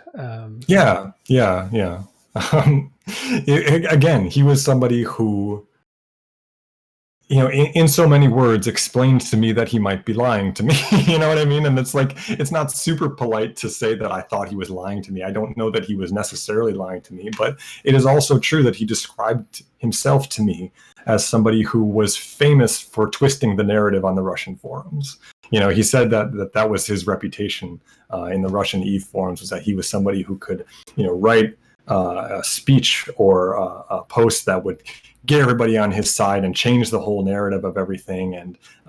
And he talked to me a number of times about the joy that he took in deception. And that's not. How do you trust that?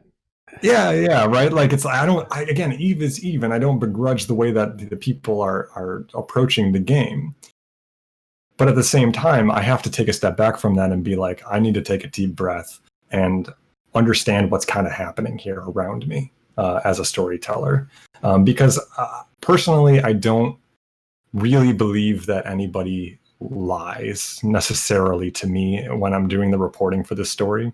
I think people ask me about that a lot. Like, they're like, how do you deal with all of the gray areas and the misinformation and stuff like that? Most of the time when people talk with me for these stories, they take it very seriously. Like I said, we talk sometimes for like 3 hours, just like getting into it late at night, and running way over our time to talk about these issues because they're so interesting, because they care about them very passionately, even the people you might not like. And so, yeah, I don't really know exactly where I was going with that, but let me bring you back here to something you said very interesting. Yeah. They don't necessarily. That's what I was going for. Yeah. They don't intend. Usually, there are some outlier cases, but usually people don't come into it being like, "Oh, I'll lie to him about this, and then he'll write this, and that'll make me look really good." That's not really how it works. The way that it works is people have their own perspective, they have their own biases, and they go into an into the interview being like, I'm going to tell him what really happened. This is what happened, and it was my perspective, and I saw what really happened. And a lot of people feel that way. A lot of people don't fully understand the limitations of their own perspective, and I do get that. But very few people really came into a conversation with me expecting that they would be able to just lie and get away with it. I think that takes a very, very brazen, uncommon person, and someone who has an extraordinarily high mental acuity to be able to weave a new story that somehow still connects to all the data points, but is still a lie, and does it to somebody whose job it is to find the data points, right? And so, like, a lot of times people are wrong. People do get things wrong. People's memories are really bad sometimes. They'll be like, oh, this thing, they'll describe to me an event in perfect clarity, and they'll be like, oh, that happened in 2006. And then I'll go back and look at the data and be like, no, that happened in 2010, dude. Like, the brains have weird filing systems that jumble events together in different weird ways throughout time. And so there are all different kinds of ways that you have to approach truth and veracity in the story. Lying is an oversimplification of the problem. And if the only problem were that some people were lying, that would be relatively easy to deal with. But I mean, you asked me about the Mittani earlier, and the Mittani, for all his reputation, it's very rare to find him just outright lying to people. He's not that silly to just make something up whole cloth and then expect people to believe it. What he'll do very often is chart a new path between the data points, like I just said. Like, he'll explain how all these things that are true mean something else than what you thought. And he's extraordinarily talented at that. And that is something that, like you said, when we talk about the things that he has said and the speeches that he's done that appear in the book, the critical moments when he's rallying goons to go into Fountain or something like that, you do have to back up and explain to the reader the perspective that he's coming from and what he's trying to do, because he's somebody who is, short of lying, he is trying to achieve something with his words. And that thing that he's trying to achieve is, personal, and its personal goal and everything. And a lot of times it can look to other people like he is lying, especially if you're on the other side of the battlefield. I totally get that. but it's not exactly what I'm dealing with. I'm not necessarily dealing with somebody who's straight up lying to my face. That I don't think really I've ever had that happen to me. Like I said, people take it generally very seriously. Like I notice there's a very different tone shift when I talk to somebody in private about the history of Eve, and we spend a few hours.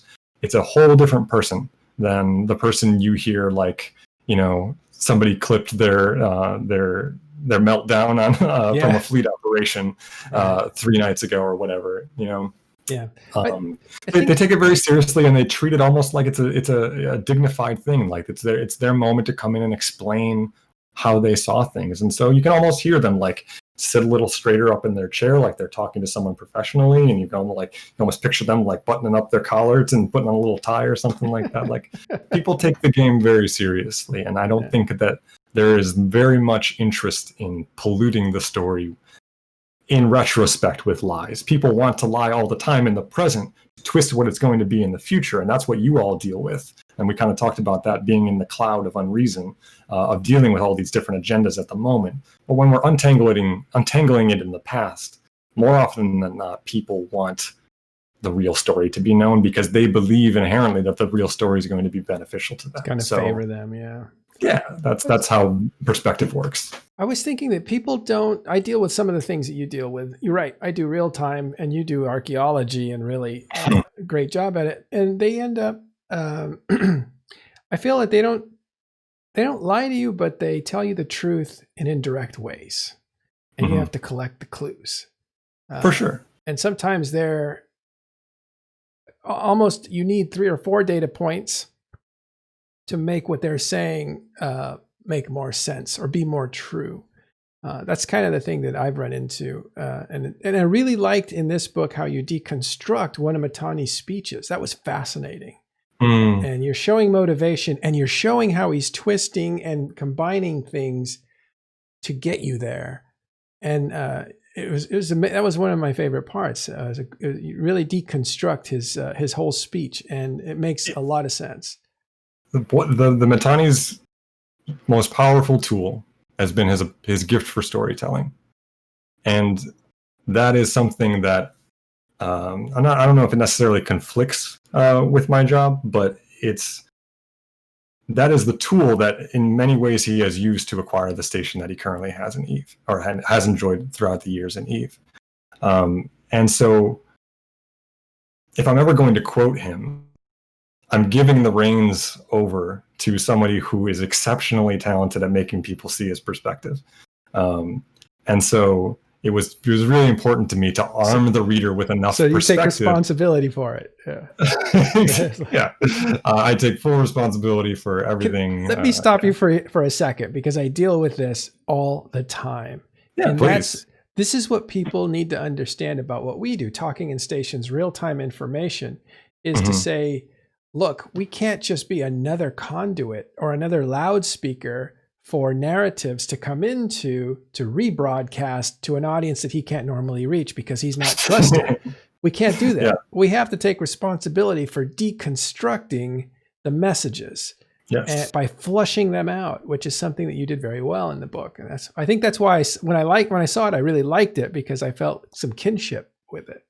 I appreciate that. That's really nice of you. I appreciate what you all do here on the show, and I do what I do because I don't feel capable of doing what you all do.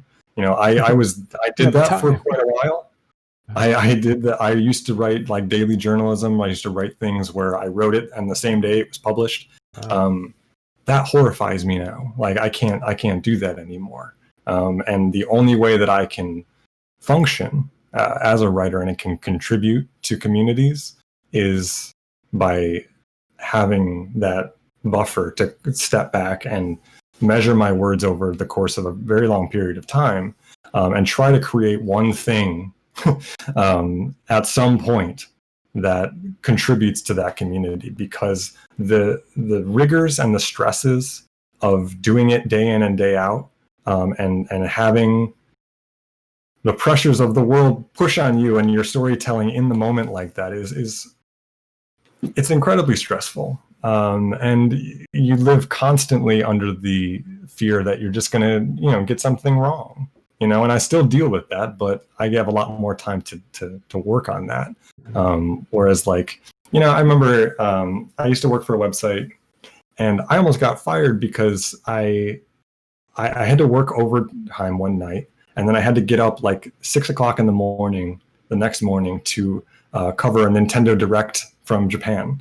And so I got up and I had to write like all the details of this new Donkey Kong game that was coming out or something like that. And I just got everything wrong because I was exhausted.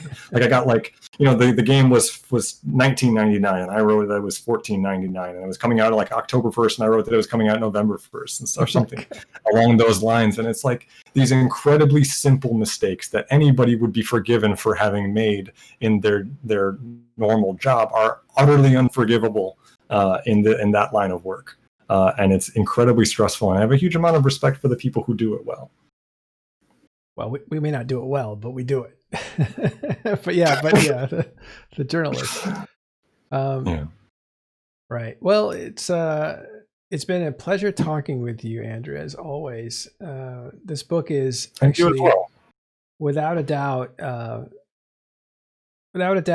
best book on EVE Online history. It took me back to some great memories that I was there. Maybe I connected to it a little bit more than the first one. The first one I was foreign to it as well, but I saw the DNA of what I was dealing with and what I saw. But this is the first time a player like me arriving in 2008 could identify all of the places on the map that you were talking about. And I remembered these things as larger than life, but not understanding what it was that was happening, or even that it was humans doing it. They just seemed to be big things that were happening that I was hearing. Yeah, there's that awe. There's definitely that awe of things moving that are much larger than any structure that you are normally familiar with.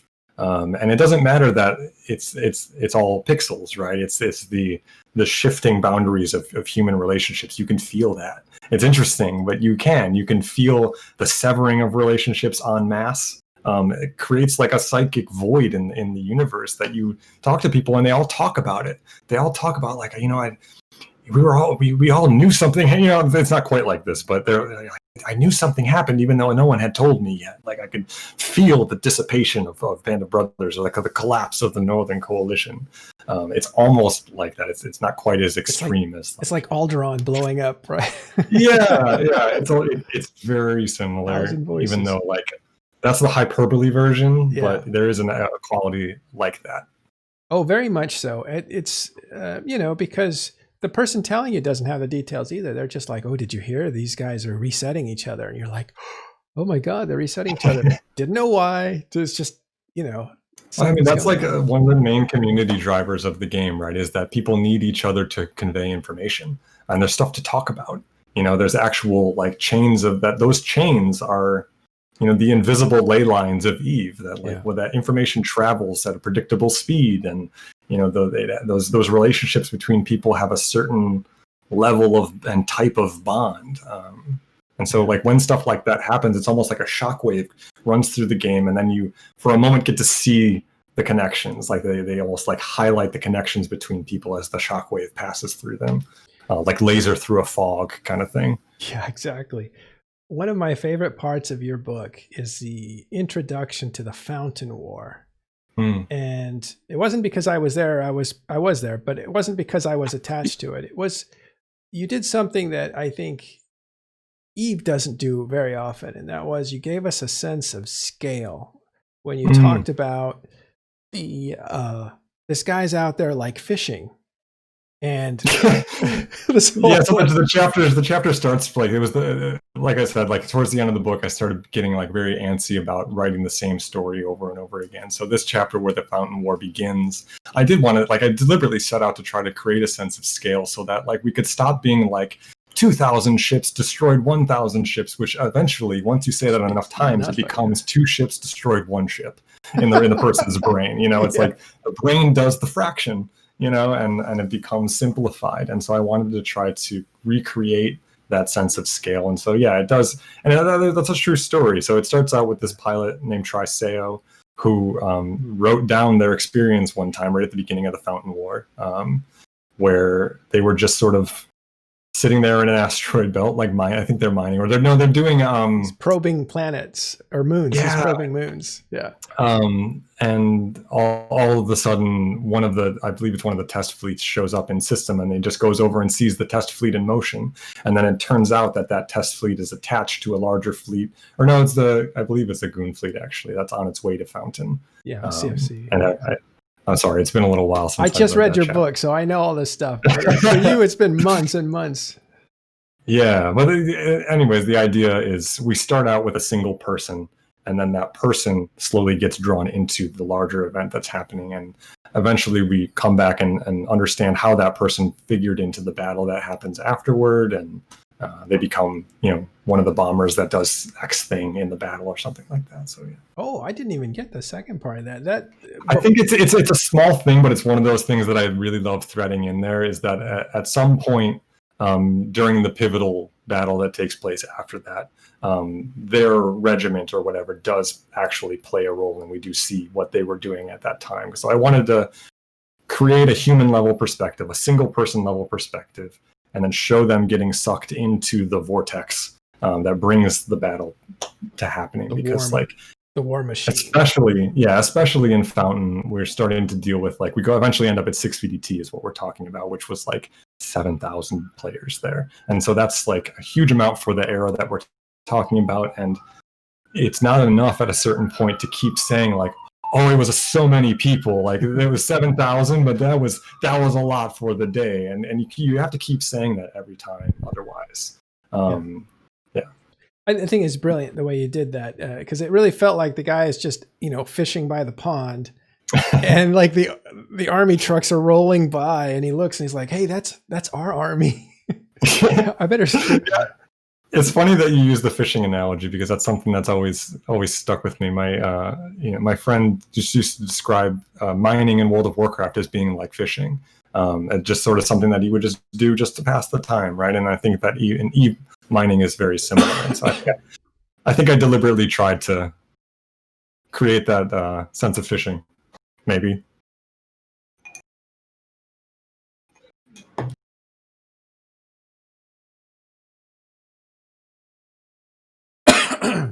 Sorry, Take your time. You do the first cough, and then there's so many behind it.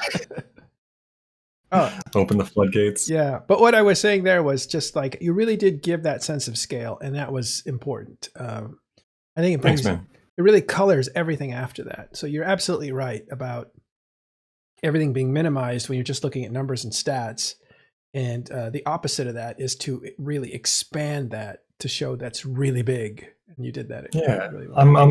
I'm glad that worked and that hit for you, because for real, at a certain point, when you're writing hundreds of thousands of words about Eve, you really do start saying the same things over and over again. And it could be an incredibly monotonous story if I wasn't trying my best to try to keep the perspective of the story interesting. I really, really tried. So I'm trying to express that was a very meaningful compliment. Yeah, oh, good. It worked. And I'm glad it kind of comes near the end, or at least the second third of the book, because it feels like it lifts it back into that. Don't forget, these things are big. And that was a good place. Instead of it being the very first thing and then you forget about it over time, it kind of comes at a good lifting point. So I thought that was pretty good. Well, listen, it's been a great time talking with you. Thanks for spending all the time. When does this book come out? And are you going to do an audio version of it like you did the first one? Yeah. So I'm currently working on the audio version. It's coming along slowly because I'm in quarantine, right? Obviously. And so I can't go to the studio where I had hoped to be able to record the audiobook. And so I'm just kind of got a little hole carved out in my closet where I'm trying to lay down takes when I have some time to try to get some clean takes. But it's tough. I live next to a Wendy's drive-thru and a fire station and a hospital. So it's not ideal circumstances for recording. And also I'm not alone in this apartment. So it can be difficult to find the time. So it's coming along slowly, but yeah, I am doing an audio version. As far as when the book actually comes out, that's something I'm still kind of working on. I definitely got to a point where I just I want to get the Kickstarter taken care of, in a complete way before I worry too much about when the book is actually going to come out. Because once I'm ready, the book can launch that same day. The books are just in a warehouse right now. They just got there. We're currently packaging all of them up to get the first wave of shipments sent out to Kickstarter backers and pre-orders. And then once I feel like I've gotten, people taken care of, people who have had problems with their book, when I've taken care of their issue and gotten, things taken care of, I can launch the book pretty much whenever I'm ready to. So I think it's probably going to be around early November. That sounds right to me. But I can't, say for 100% sure, because honestly, man, just look, the way the world's going, I kind of just wanted to take a step back from it and not think of this as being a book launch, but this being a Kickstarter fulfillment. And then I'll make the book available and it'll do what it'll do. I don't have any passion left for like trying to do PR and like trying to get the word out. Really, like I'm going to do what I feel that what I owe the book and that I owe, the community, to tell its story in a responsible way. But my passion right now is trying to make sure that we stick the landing on the fulfillment and everything. And so hopefully at some point relatively soon we'll get the full version out available for people who didn't back. So the people that did back you, they will get their book pretty soon, but I think so. But the public will wait until you're ready, which is later this year in probably November. Yeah. So the way it's going to work, just to lay it all out there, it's like probably within the next week we'll start shipping copies out. I have everybody's information, and the books are, like I said, they're in the warehouse. We have all the packing materials ready, and we're starting to box them all up, and then they'll start going out. They go out according to USPS Media Mail, which is a relatively slow delivery service that is unbelievably more affordable than regular shipping. So it's incredibly important that we do use it, but it does go a little bit slower. It's not that it's slower, it's that things will arrive in slightly staggered numbers. So some people will get their book the next day. Other people might have to wait 4 weeks. So that's just a reality that we're dealing with. So it may not be 4 weeks, but maybe up to 2 weeks, I think is the reality of media mail. And the price of that is the shipping costs $3 instead of $15, so at a scale, it makes the project work that this service exists. So I have to take advantage. I'd have to take advantage of it. Sure. And then once, like I said, that's why I kind of want to take things a little bit slower and make sure that people are taken care of, because it's not FedEx where someone shows up at the door and with a briefcase and hands it to you. Like it's right.